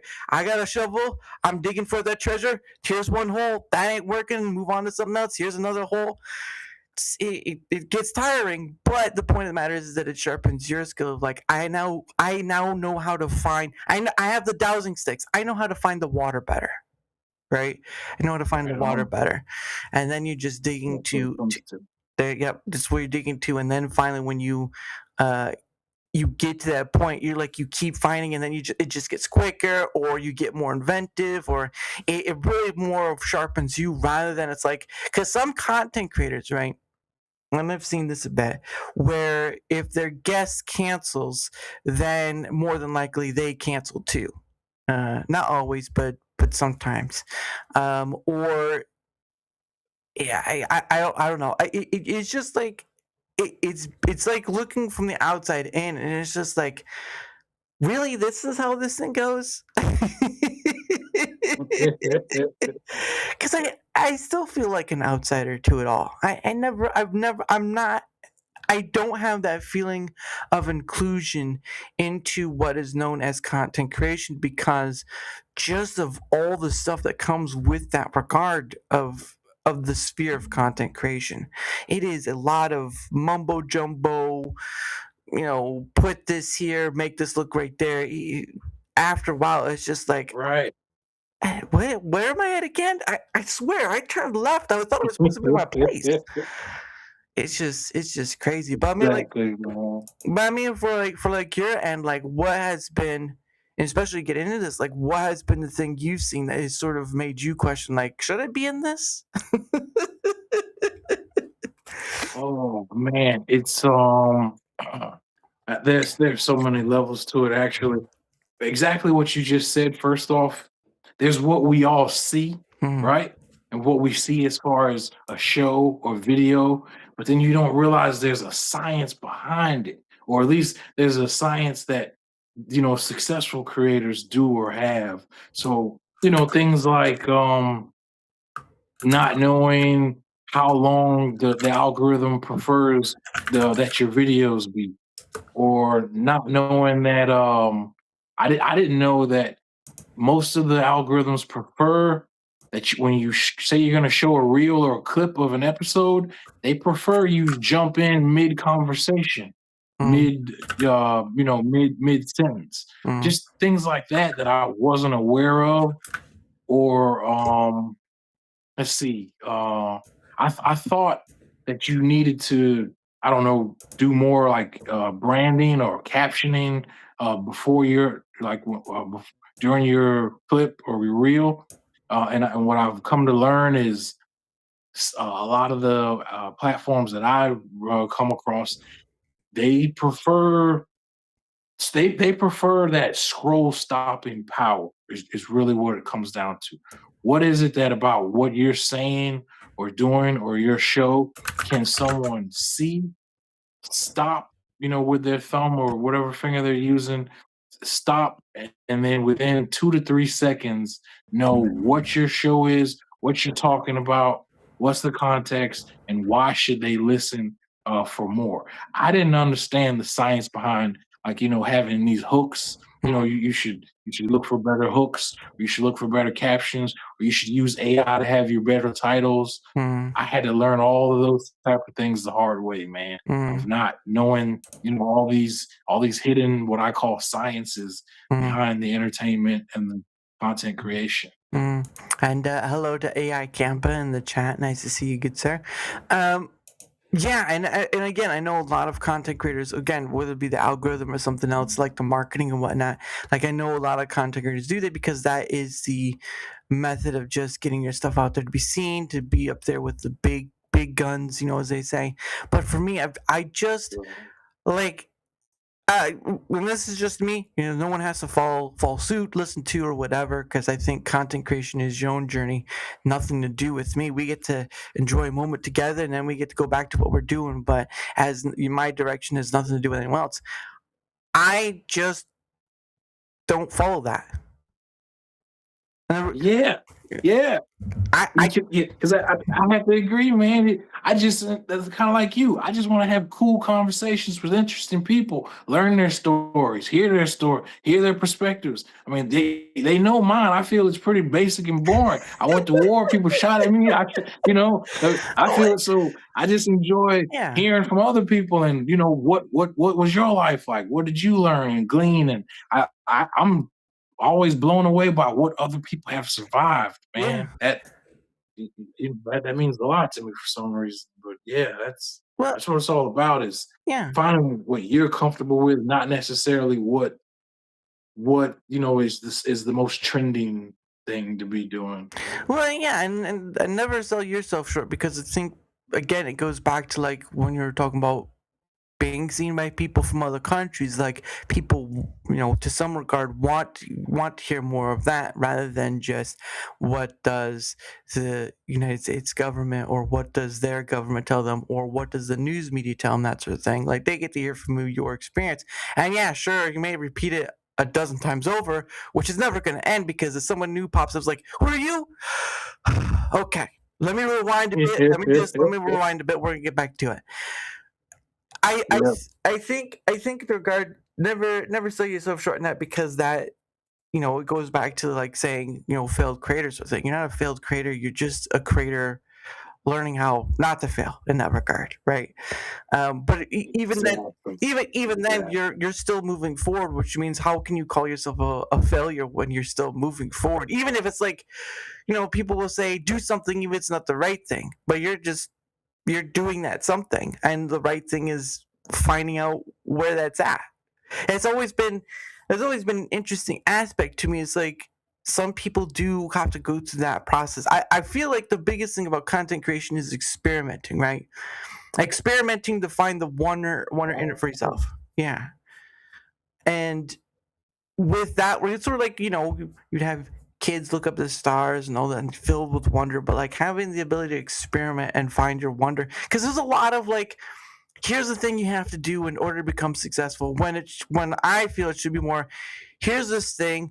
Oh, there's this nice thing I saw this guy do. I want to add it to my thing. Or there's this freaky accident thing that just Right. happened, Right. and I want to see how that works. Or I saw this video and there's this little twerk thing that was part of it. Like there are these happenstances, the accidents, like your accident that you had.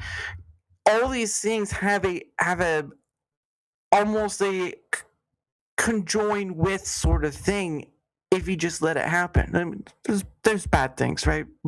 Protect yourselves, but like the experimentation part can lead to the most basic human thing we have, which is trial and error, right?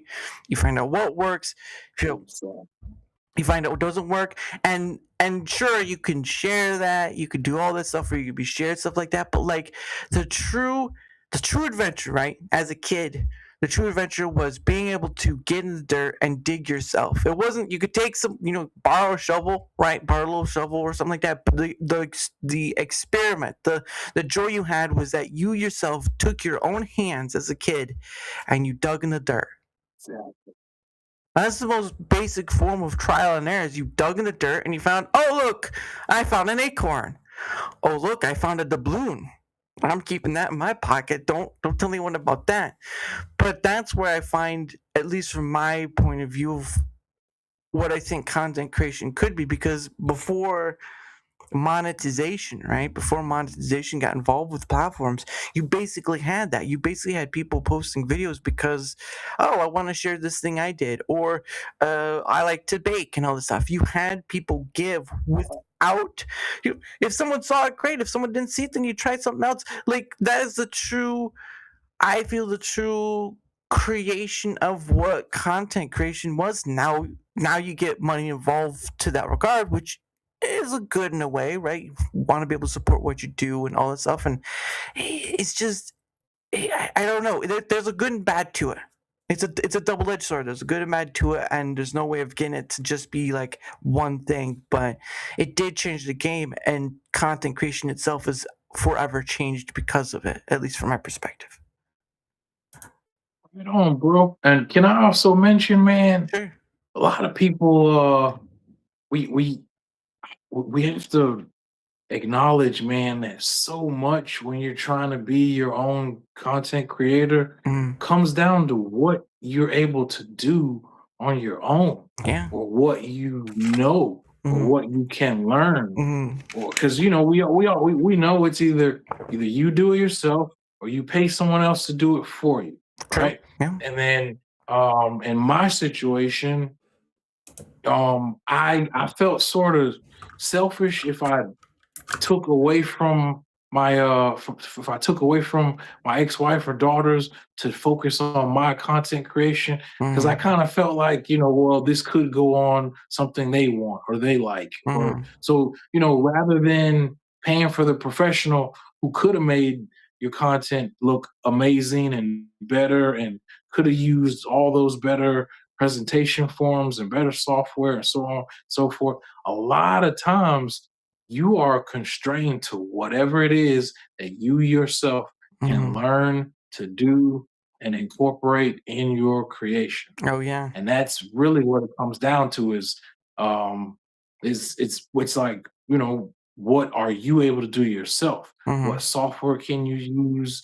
How can you make better whatever graphics, presentation, what other, platforms can you learn to expand to? So much of your individual uh ability to be a great creator, or to be, any level of a different creator, mm. is based on what you're able to learn on your own, which sometimes can be hard, Oh yeah. man, Yeah. because some of these systems or apps or things that can make your content look so much better Mm, require you to learn how to use them, man. And it's like, mm. yes, there can be YouTube videos for them. Oh yeah. Yes, AI can explain things for them, Sure. but you still have, just like you said, you have that trial and error period of, okay, I just learned how to do this, or I Mm, just learned this new app to make this look better for me.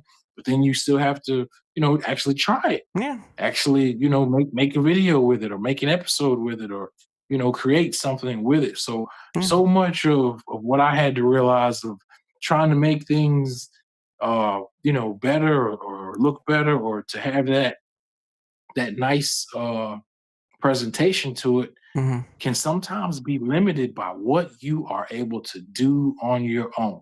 True. Because yes, you can ask someone else to do it. Mhm, Yes, you can pay someone else to do it. mhm. But you're losing sometimes your own artistic freedom and how if you're asking someone else to make it for you, Yeah, yeah, they're gonna make it nice or whatever, but you're gonna have to account for their way of doing it. yeah, You're gonna have to account for how they would present it. So, so much I feel of how great you are as a creator really comes down to what you're able to learn mhm, and then implement on your own, man. yeah.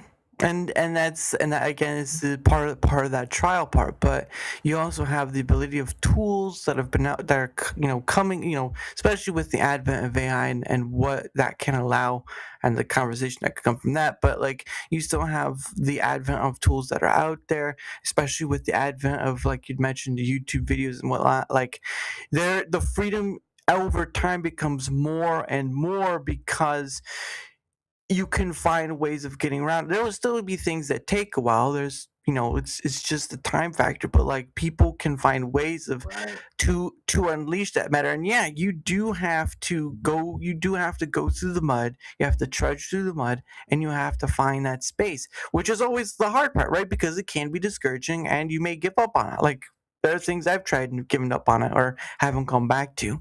But like Right. if you find that spark to it, right? Like again, if you find that wonderment or that excitement to it, right? That becomes that interesting part about trial and errors because you tried something and it we're like Edison, if Edison had just given up at like the first three different trials of making a light bulb, well, look, it'd be We'd very have dark. nothing, right? It'd be be We'd very be dark. screwed, bro. It'd be very dark. But it's We'd be screwed. yeah, but it's those things right there where I think like if you can find wonderment and excitement out of doing those trials, the trudging through it and all that stuff, because it almost I almost think like it's a you can come across people who can help make things better or whatever. Like I've paid for certain things you made, or if I've come across people who've made things for free for me and all this stuff, and usually I use those. But like when you're the one putting your hands in the dirt and you're doing that work, right, and all this stuff, like there's or can be a reward to that sort of situation, and it can be a Damn right. It's that satisfying feeling, man, yeah, it's a, that you learned it, you did it, you created it and presented it. yeah, That's the only thing that fuels me through my depression, to be honest with you, is that little, I could have horrible things or horrible memories from the war, but then mhm, I'll be like, man, that video came out great. And that happiness and excitement within is what can get me through another week, bro. I don't know how or why, but that's just the way me and my brain operate. yeah, and that is very understandable, especially with what you've gone through. But to be right, you can talk about the depression you go through, but you're here now. You've come to this point now, and that's an interesting thing too, right? It's like people can, whatever the platforms you stream to yourself, people can watch that video progression of like how you begun until now, and that in itself, through that sort of visual journey, even at least from the viewer perspective, there's more going on beyond those points. But like people can see that and they say, you know what this guy said? He was calling himself a failure, and yet I see a guy who's still kicking it. He's still kicking it, even Yeah, through all the stuff he's gone through, even through the thanks, man. mar- Thanks. It takes someone else to get you out of your own head to hear other opinions and perspectives yeah, to be like and that's what this has been all about for me with talking to you today. You have helped me shift my own way of just knocking myself or judging myself against the larger people or creators or companies or networks. yeah, You've really helped me refocus to like you can be happy for what you have and what you've done because yeah. that matters too, man. Well, and you have to think it this way too. I don't think people truly ever get out of judging themselves, because like the saying goes, you could be your best Right. friend or harshest critic. Like even I myself still Right. judging myself, that hasn't changed much. But it's the point of getting past that point, and finding that personal success, because personal success outrides all the others. It outrights all the others. If Exactly. you aren't satisfied with it, then you'll either find a way to be satisfied or you'll stop following that path and find something else that will satisfy. Like personal success Right, exactly. is it to me, right? To me, let's put that in perspective. To me, personal success is a various thing. Personal success can mean many different levels, many different people, but to find it and to have it, right? When you've gotten that small taste, even as simply as just digging a hole, and you have said, I have successfully dug a hole.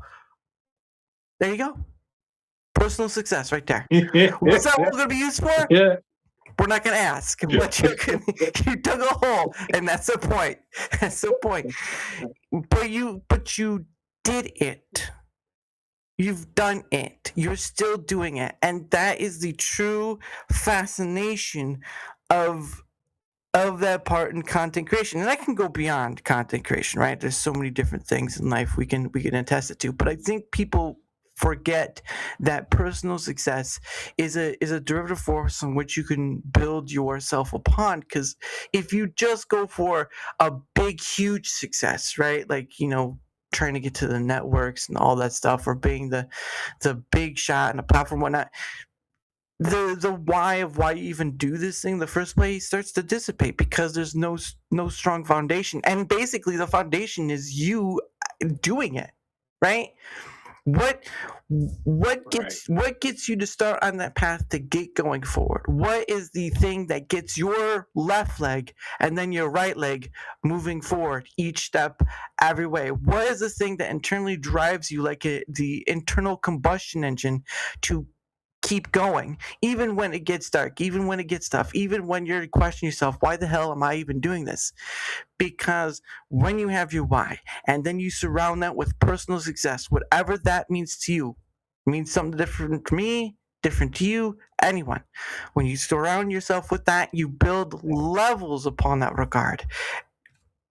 However you want to go about it, but that's how I truly feel about how this was things. Like, I have a full-time job. I've been there for like almost 6 years at this point. Do I enjoy it highly? No, but it gives me the opportunity to do this because I get to talk to over 365 people and counting, and I never thought I'd be doing that. Take that into account for it. Right. Just Right, just man. just like with you, right? You take It's about just take a step back on that. You had said literally, I didn't think I'd be doing this. Hold the phone.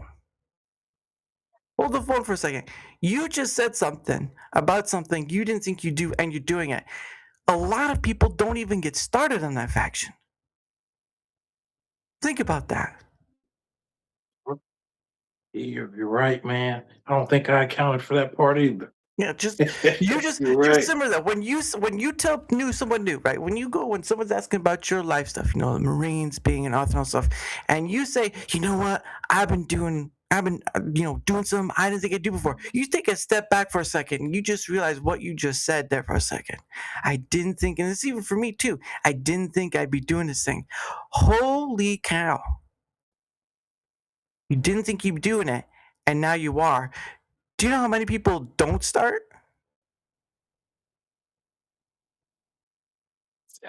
That's probably the part I've been overlooking, is that I didn't realize that so many people only gets caught up on the talking and not completing, right? Or Mm. not actually doing. Or trying. So you're right. Or trying again, but Man, you're right.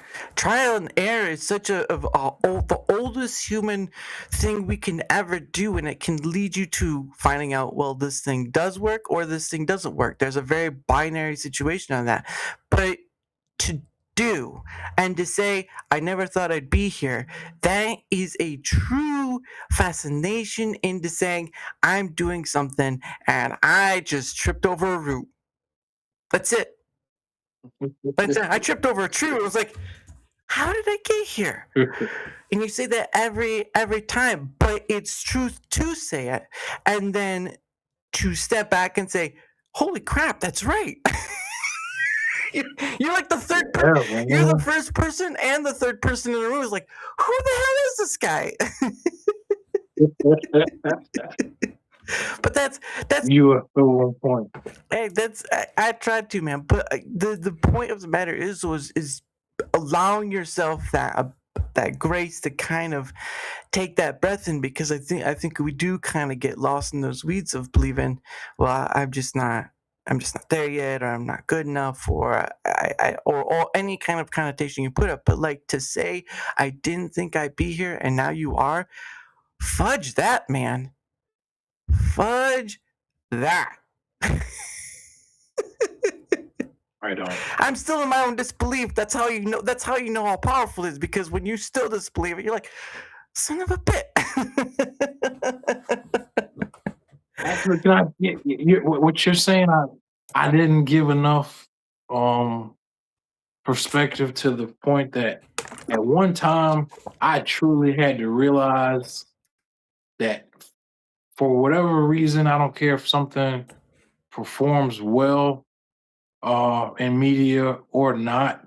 I had to realize that creating, regardless, is connected to my happiness. And it's like when I did realize that, that's when everything pretty much changed for me in terms of realizing that.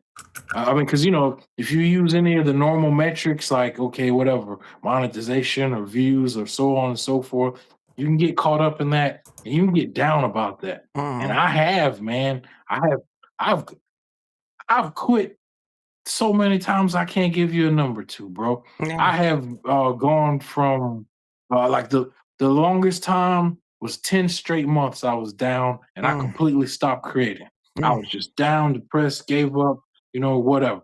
Um until I guess I realized at some point that okay, forget the metrics, just for me and the love of doing it. For the mm, love of the game, it mm. feels good to make this out of nothing. It Oh feels yeah. good to make this, I don't care, image, video, episode. If for the love of just you do creating something that you totally thought you wouldn't be able to do, or for me during my lowest times, Mm, no one thought I was capable of. Because I don't know if I told you, man, with me being a grunt, with me being an infantry guy, yeah.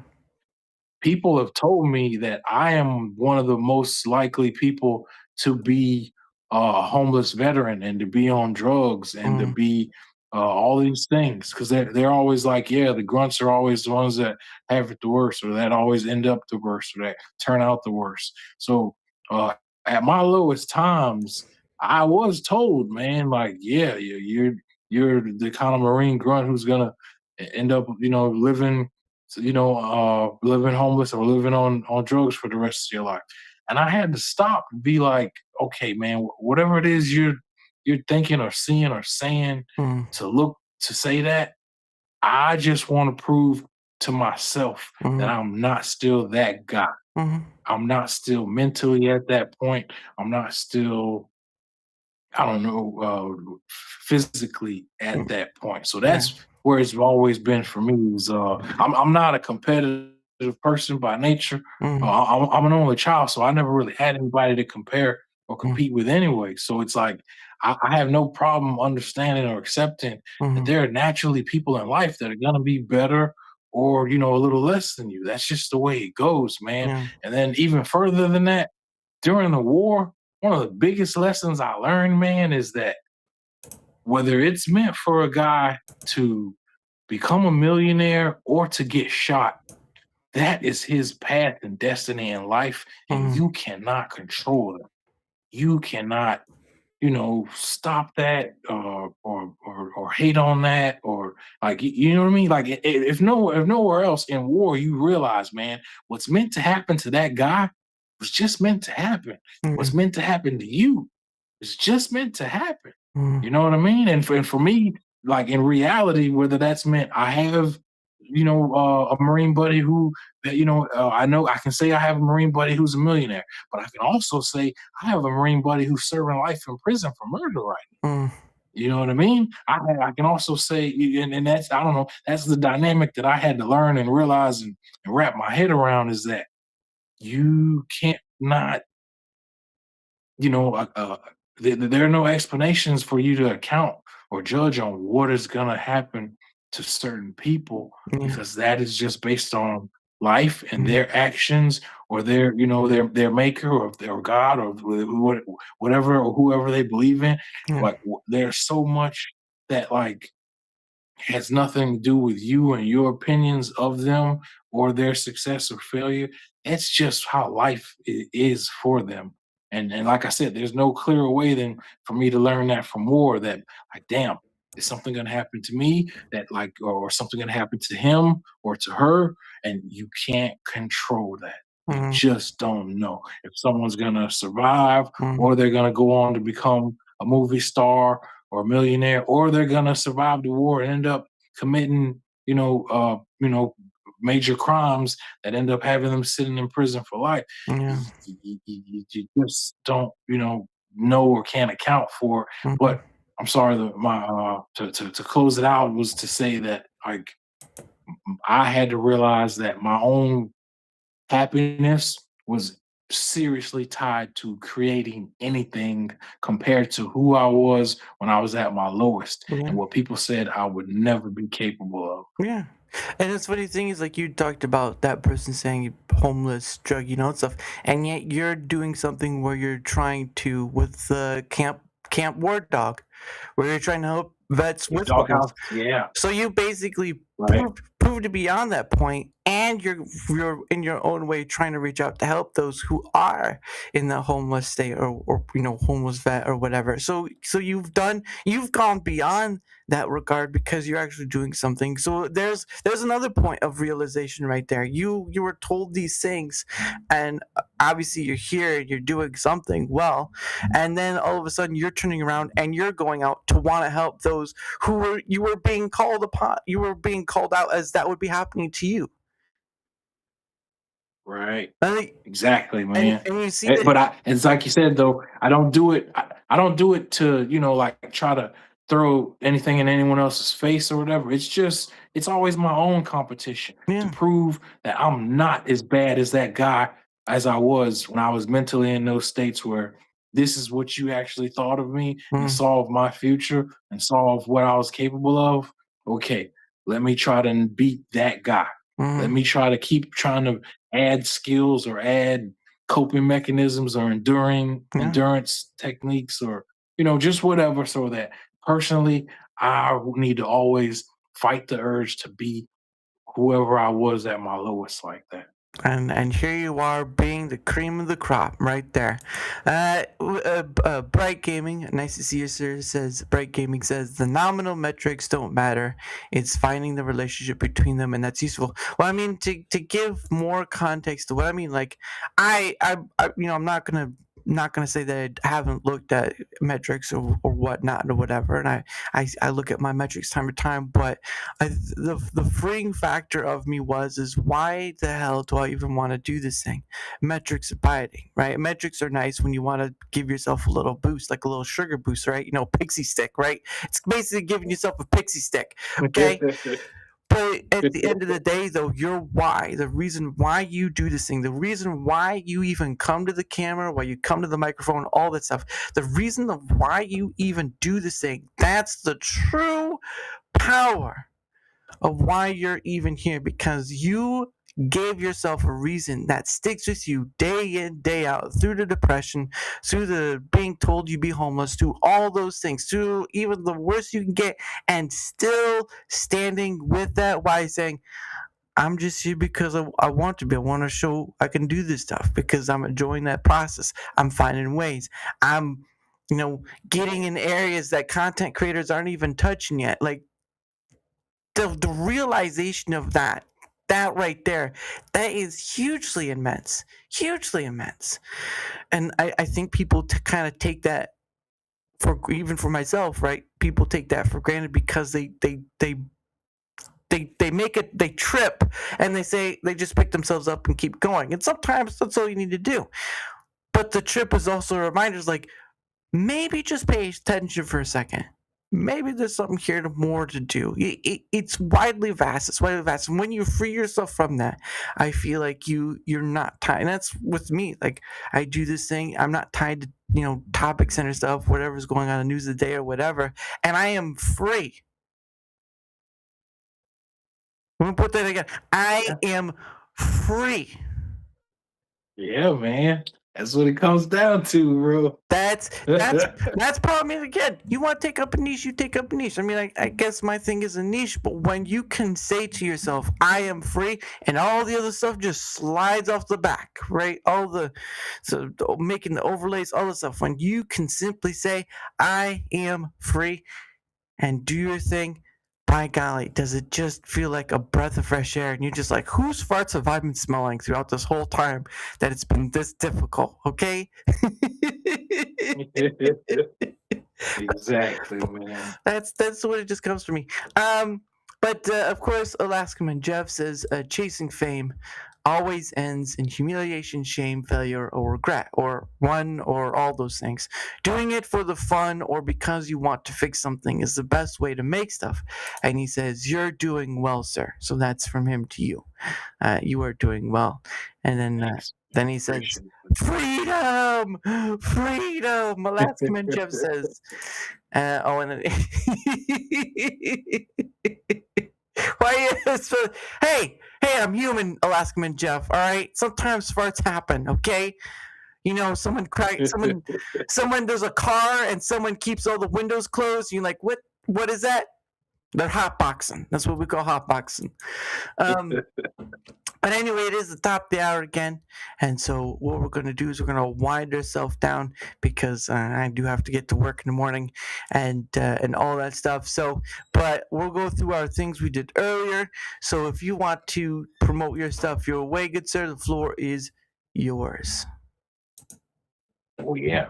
Remember, you can find Sergeant WarDawg TV on Fire TV. You can download the app, or on Roku. You can download the app, and I constantly have a 24/7 live stream that runs on 8 platforms. So that's Roku, Fire TV, the Android app, SergeantWarDawgTV.com, the website, and then YouTube, TikTok, Instagram, Rumble, Twitch, sometimes X. I rotate them, but usually eight separate platforms. I have 9 different shows now, primarily war and true crime, but I've recently added a female show, comedians, that sort of thing. You can find out more information at sergeantwardawgtv.com or at campdoghouse.org. That is my homeless war veterans camp. I finally was able to get my 501c3 approval on, and then I'm trying to, help homeless war veterans use as a plateau to, rebound their lives to wherever them or life, has for them to go. But if you think of that whatever the comment, like people like to say, I wish they take all those crazy war veterans and put them on a planet by themselves. That's what I tried to do with Camp Doghouse, and just that, and also trying to expand to more TV platforms. In the process of trying to expand to Apple TV, Android TV, Samsung TV, and then still need to finish the Apple mobile app. Yeah. So again, all those links. Now, again, I do put them out in different places like Blaze and all that stuff, but they're ephemeral and they don't last very long. So we'll put them on Kick or YouTube, or YouTube and Rumble is usually where you can find them permanently. So again, all those links are there, and especially with Camp Doghouse, like that is something that's that helps all veterans that he can get to, the homeless and all this stuff. So you want to support something of great quality, that's certainly a place to start. But again, all his links will be on both the Rumble side and YouTube side, if you want to know where else he's at. But the dude is working hard. I've never seen a man throw himself on TV channels say, "Take me, just take me now." I'm yours. Just give me $5. Just take me all. But yeah, so there you go for that. But thank you so much, good sir. And of course, from my end of things, remember, any help with the engagement factor is much appreciated. Rumble, YouTube, Kick, Blaze, VP Zone, all the places that I stream to, all the places I put my stuff on. Any help with the engagement factor in any of those places is much appreciated, because not only does it help in being seen more, like this dude right here likes to have help with, and many of the content creators, but it also helps in having other people on, like WarDawg, like Sergeant Wilkie, Marine, Lex Astro, who I believe is Air Force, Staff Central, I believe is Air Force, Air Force 2. I've actually had someone on who was once in the British military, before. So yeah, I've had that too. So like so many different people, cratered out across all different spaces. That's what it helps with. So that's what that engagement factor helps with too. So much appreciating that. Of course, my link right here. That is stream. That my link is in streamers. Of course, big shout out to Tommy for making streamers free to use for anyone to use, if you choose so. But all my streaming places, social media places, all the stuff are in there. So if you want to know where else I'm at, that link is a good place to go. Remember, one link to rule them all, and on the web bind them. But yeah, you can find all my stuff there. And of course, quickly going through, I use Proton in many different facets. I'm part of the partner program, but I just promote them because I use them on a daily basis, and I believe what they're trying to do, which is human privacy as a right. And using Proton VPN right there is what I'm promoting. You can go to that link right there, see more info about it. There's a free version, paid version. I don't care which version you take. I just want to put this tool in your hands because right now, as I am streaming, I am using Proton VPN. So take that as you will, but that's what I do, and doesn't hurt the window shop. Doesn't hurt the window shop. And last thing I promote, oh, no, not that. Last thing I promote, of course, Biltong USA, Biltong, a South African snack. It's so like, it's air dried cured meat, is basically how they describe it. It's like a family of beef jerky, but it's not, because beef jerky, if you store buy it, it's a lot less healthy for you, but this is a little more healthy for you. I've had the owner on. His name is Anton, great dude, actually from South Africa. But him and his wife run the business down in Sunset, Texas. So if you're near Texas or near Sunset, Texas, or anything like that, well, you can go into the store and buy the stuff you can find on their online store. So both usually have the same thing, but also you can use code DARA on the online store to save yourself 10% off. Look, I know, right? 10% isn't a whole lot. I get it, especially in this economy where $1 is like getting stretched real thin. But again, this goes to not only support a family business, a small family business, but a American made family business. I remember again a few years ago, and I'm pretty sure you do too, WarDawg, where people were clamoring more stuff made in America, more American stuff made. made, Yeah, American I made. remember. I remember, man. American made. Here's one right here. Maybe just food items, but it's still American made product. So again, website's right there. Code DAR to save yourself 10% off. So thank you for that. Of course, tomorrow I will be on Toasty's stream at 8 p.m. Eastern. So look forward to that. Looking forward to being on their show. I think I've been on before, but it's a long, long time ago. So glad to be back on again. But of course, the last thing I do with my guests before we ride off in that gentle sunset is something I like to call questions from a hat. And I bought a hat from Mumble right here, and I put some questions inside. So what happens is, WarDawg, is that you, my guests, get 2 freebie questions. That's right. I'm so generous that I'm. If this was baseball, well, actually, it wouldn't be generous. If it was baseball, you'd probably be out quicker. But the point of the matter is that you get horrible. But you get 2 freebie questions. Now, the people in chat can pay for, but I only have a way. Like, I'm only monetized on Rumble. Like, I'm not monetized on YouTube or anything like that. So it is the way it is. But if you want to get another question out, you have to give a Rumble rant, or all that stuff. Again, doesn't matter the amount. You can give me a 1. I've had people spam 1 or 2s. I did say though in the past that if someone were to give me a stray 500, well, my guest would get all the questions in the hat asked them, and that's about 40 plus questions. So if you really want to ruin someone's day, that's how you do it. But no one's taking it up yet, so I guess no one wants to ruin the day. But anyway, first question coming up. Are you ready, good sir? Yes, let's roll. All right, first question coming up. Let me unfold it because they're all folded up. First question right here. What is the weirdest superstition you've ever heard? Ooh, the one about seeing, I think it's seeing black cat and that being bad luck. Is that? I think that one's one of the stranger ones for me. Yeah, black cat walking under a ladder. Yeah, usually those ones breaking a Yeah, mirror. they're walking on. There you go.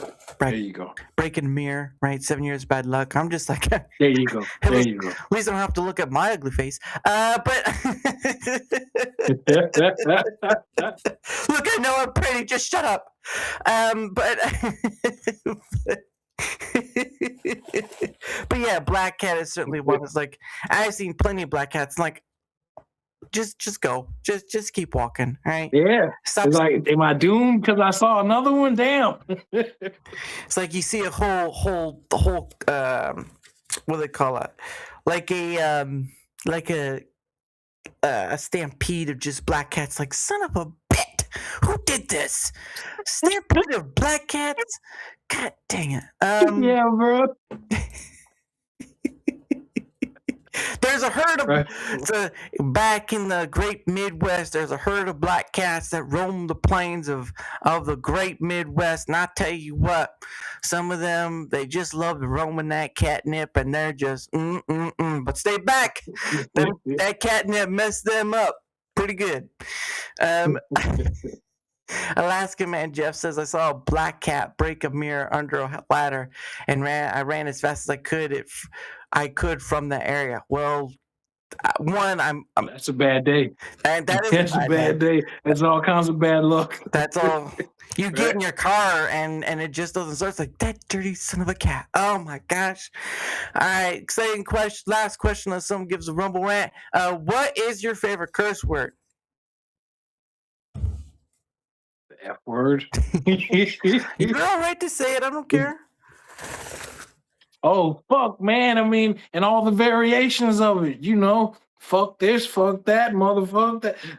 It applies, but there's something about when you say it feels good sometimes to be able to put the full, I don't know, breadth of it out there with it. Sometimes it just applies to certain situations, man. Oh yeah, it's like you once in a while you just pull out that good old Sammy Jackson, motherfucker. Yeah. That's the one that Sam Jackson used of it, right? This motherfucker right here. What am I saying? Or it's like what was it from Pulp Fiction? Like that is just littered with just Samuel Jackson cross that. That's too funny, man. Did you hear? Tell me about it. Did you hear what I said? But yeah, no, that I can see that. I know people like to do other ones. You know, see you next Tuesday. That's a pretty good one. But I'm just not much of a cursor because I don't point and click well. You're welcome. But it's just not my cup of tea because I can make up a word and that can just be as gruesome as anything. Like Hupplecup. Guess what? Hupplecup. There you go. Hupplecup. Let me tell you, as a Marine, I had to calibrate and redefine my entire vocabulary to not curse so much. If that makes sense. Because with the Marines, every word is cursing with emphasis. So it took me a while when I eventually stepped away, and people were always like, "Why do you have to curse so much?" And I was like, "Well, gosh, I guess that's just how Marines talk." So I had to, I'm constantly having to, reshape the whole vocabulary, entire vernacular of everything, man. Yeah, it's which is understandable, right? It's getting back to that civilian life. It's the difference between F you, sir, and F you, sir. Exactly, bro. Exactly. With emphasis, right? No, sir, I'm not going back there, so F you. And then you get put in isolation for a while and you're like, ah, son of a bit. God dang it. He got me again. But again, of course, like I said, tomorrow, 8 p.m. Eastern on Toasty Show. When those links come out, I will repost them. But again, guys, thank you so much in chat for being here. Thank you for being part of tonight's conversation. Of course, big shout out to the man himself, the WarDawg. What up? When you have a name like that, you really have to go all out. Like, Otherwise, people are like, why is he called WarDawg? And there's no war chance with this one. Gosh. But thank you, sir, for coming on. Thank you for what you've done. And of course, you are always welcome to come back on because there's always more to talk about. Like, you should already know this by now. You already got the lowdown. He's good to go. Right he's got the clearance. Right on, bro. He's got the clearance to read that classification, if you get what I'm saying. Right on. Thank you, bro. I really appreciate this. This has been a great time for me. And your sense of humor, man, is what gets me, bro. Even if I'm in a down place, I watch your show. Your sense of humor is always what, it gets me back nice. So I appreciate being able to experience it in, live like this now. Hey, glad to. Hey, sometimes, man, I surprise myself, and that should not be that impressive, but it is. And that's the important part. Hey, if I can make myself laugh, it's not that difficult. But sometimes people are like, that joke didn't land. It landed with me. That's how funny it is. Never want to see a grown man cry on screen. But anyway, guys, that of course is the end of the show. I end the show with a music video I did. Alaskaman Jeff says, Dara makes me laugh all the time, especially with the support of AI. Well, you know what, Buster? You keep coming back, and I keep talking about it. So who's really at fault here? But I end the show, of course, with a song that I did have Suno help make, but it's more my words from a poem I did a long time ago. This one is called A Moment to a Lifetime. Again, everyone, see you tomorrow at 8 p.m. Eastern, and enjoy the rest of your night. And I gotta bring it up first, otherwise I'm not gonna be able to click to it. All right. There's 1, 2, 3, 4, 5, 6. I gotta do my count. All right. You just do something that interrupts the flow, and you're like, hold on, guys. So, yeah, it's all there. All right. I didn't forget my pillow this time. But anyway, guys, have a great rest of your night, and I'll see you next time. Bye, guys.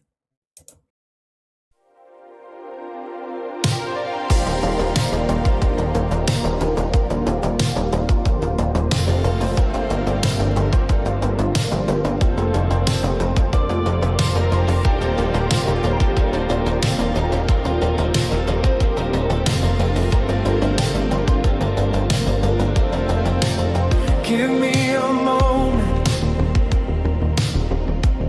and I will make a lifetime. Give me a lifetime, and I will make something beyond recognition. Beyond recognition is a desire, a flame born of dreams forward. Yet dreams do not push beyond their scope. A recognition held back by reality. But reality's a dreaming way to come true,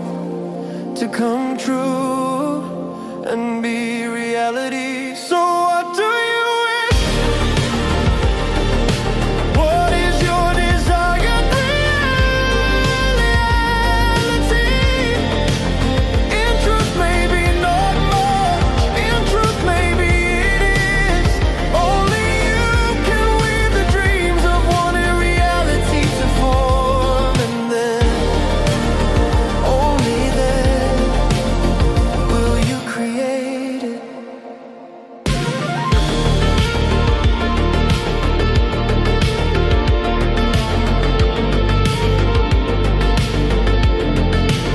Give me a moment, just a single spark.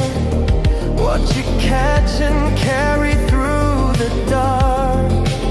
Beyond what you can see, beyond what you can name. Every dream you're holding is a quiet flame. The world will tell you wait, the world will tell you no. But the river moves for those who let it flow. 'Cause reality is a dreaming way to come true, and be reality. So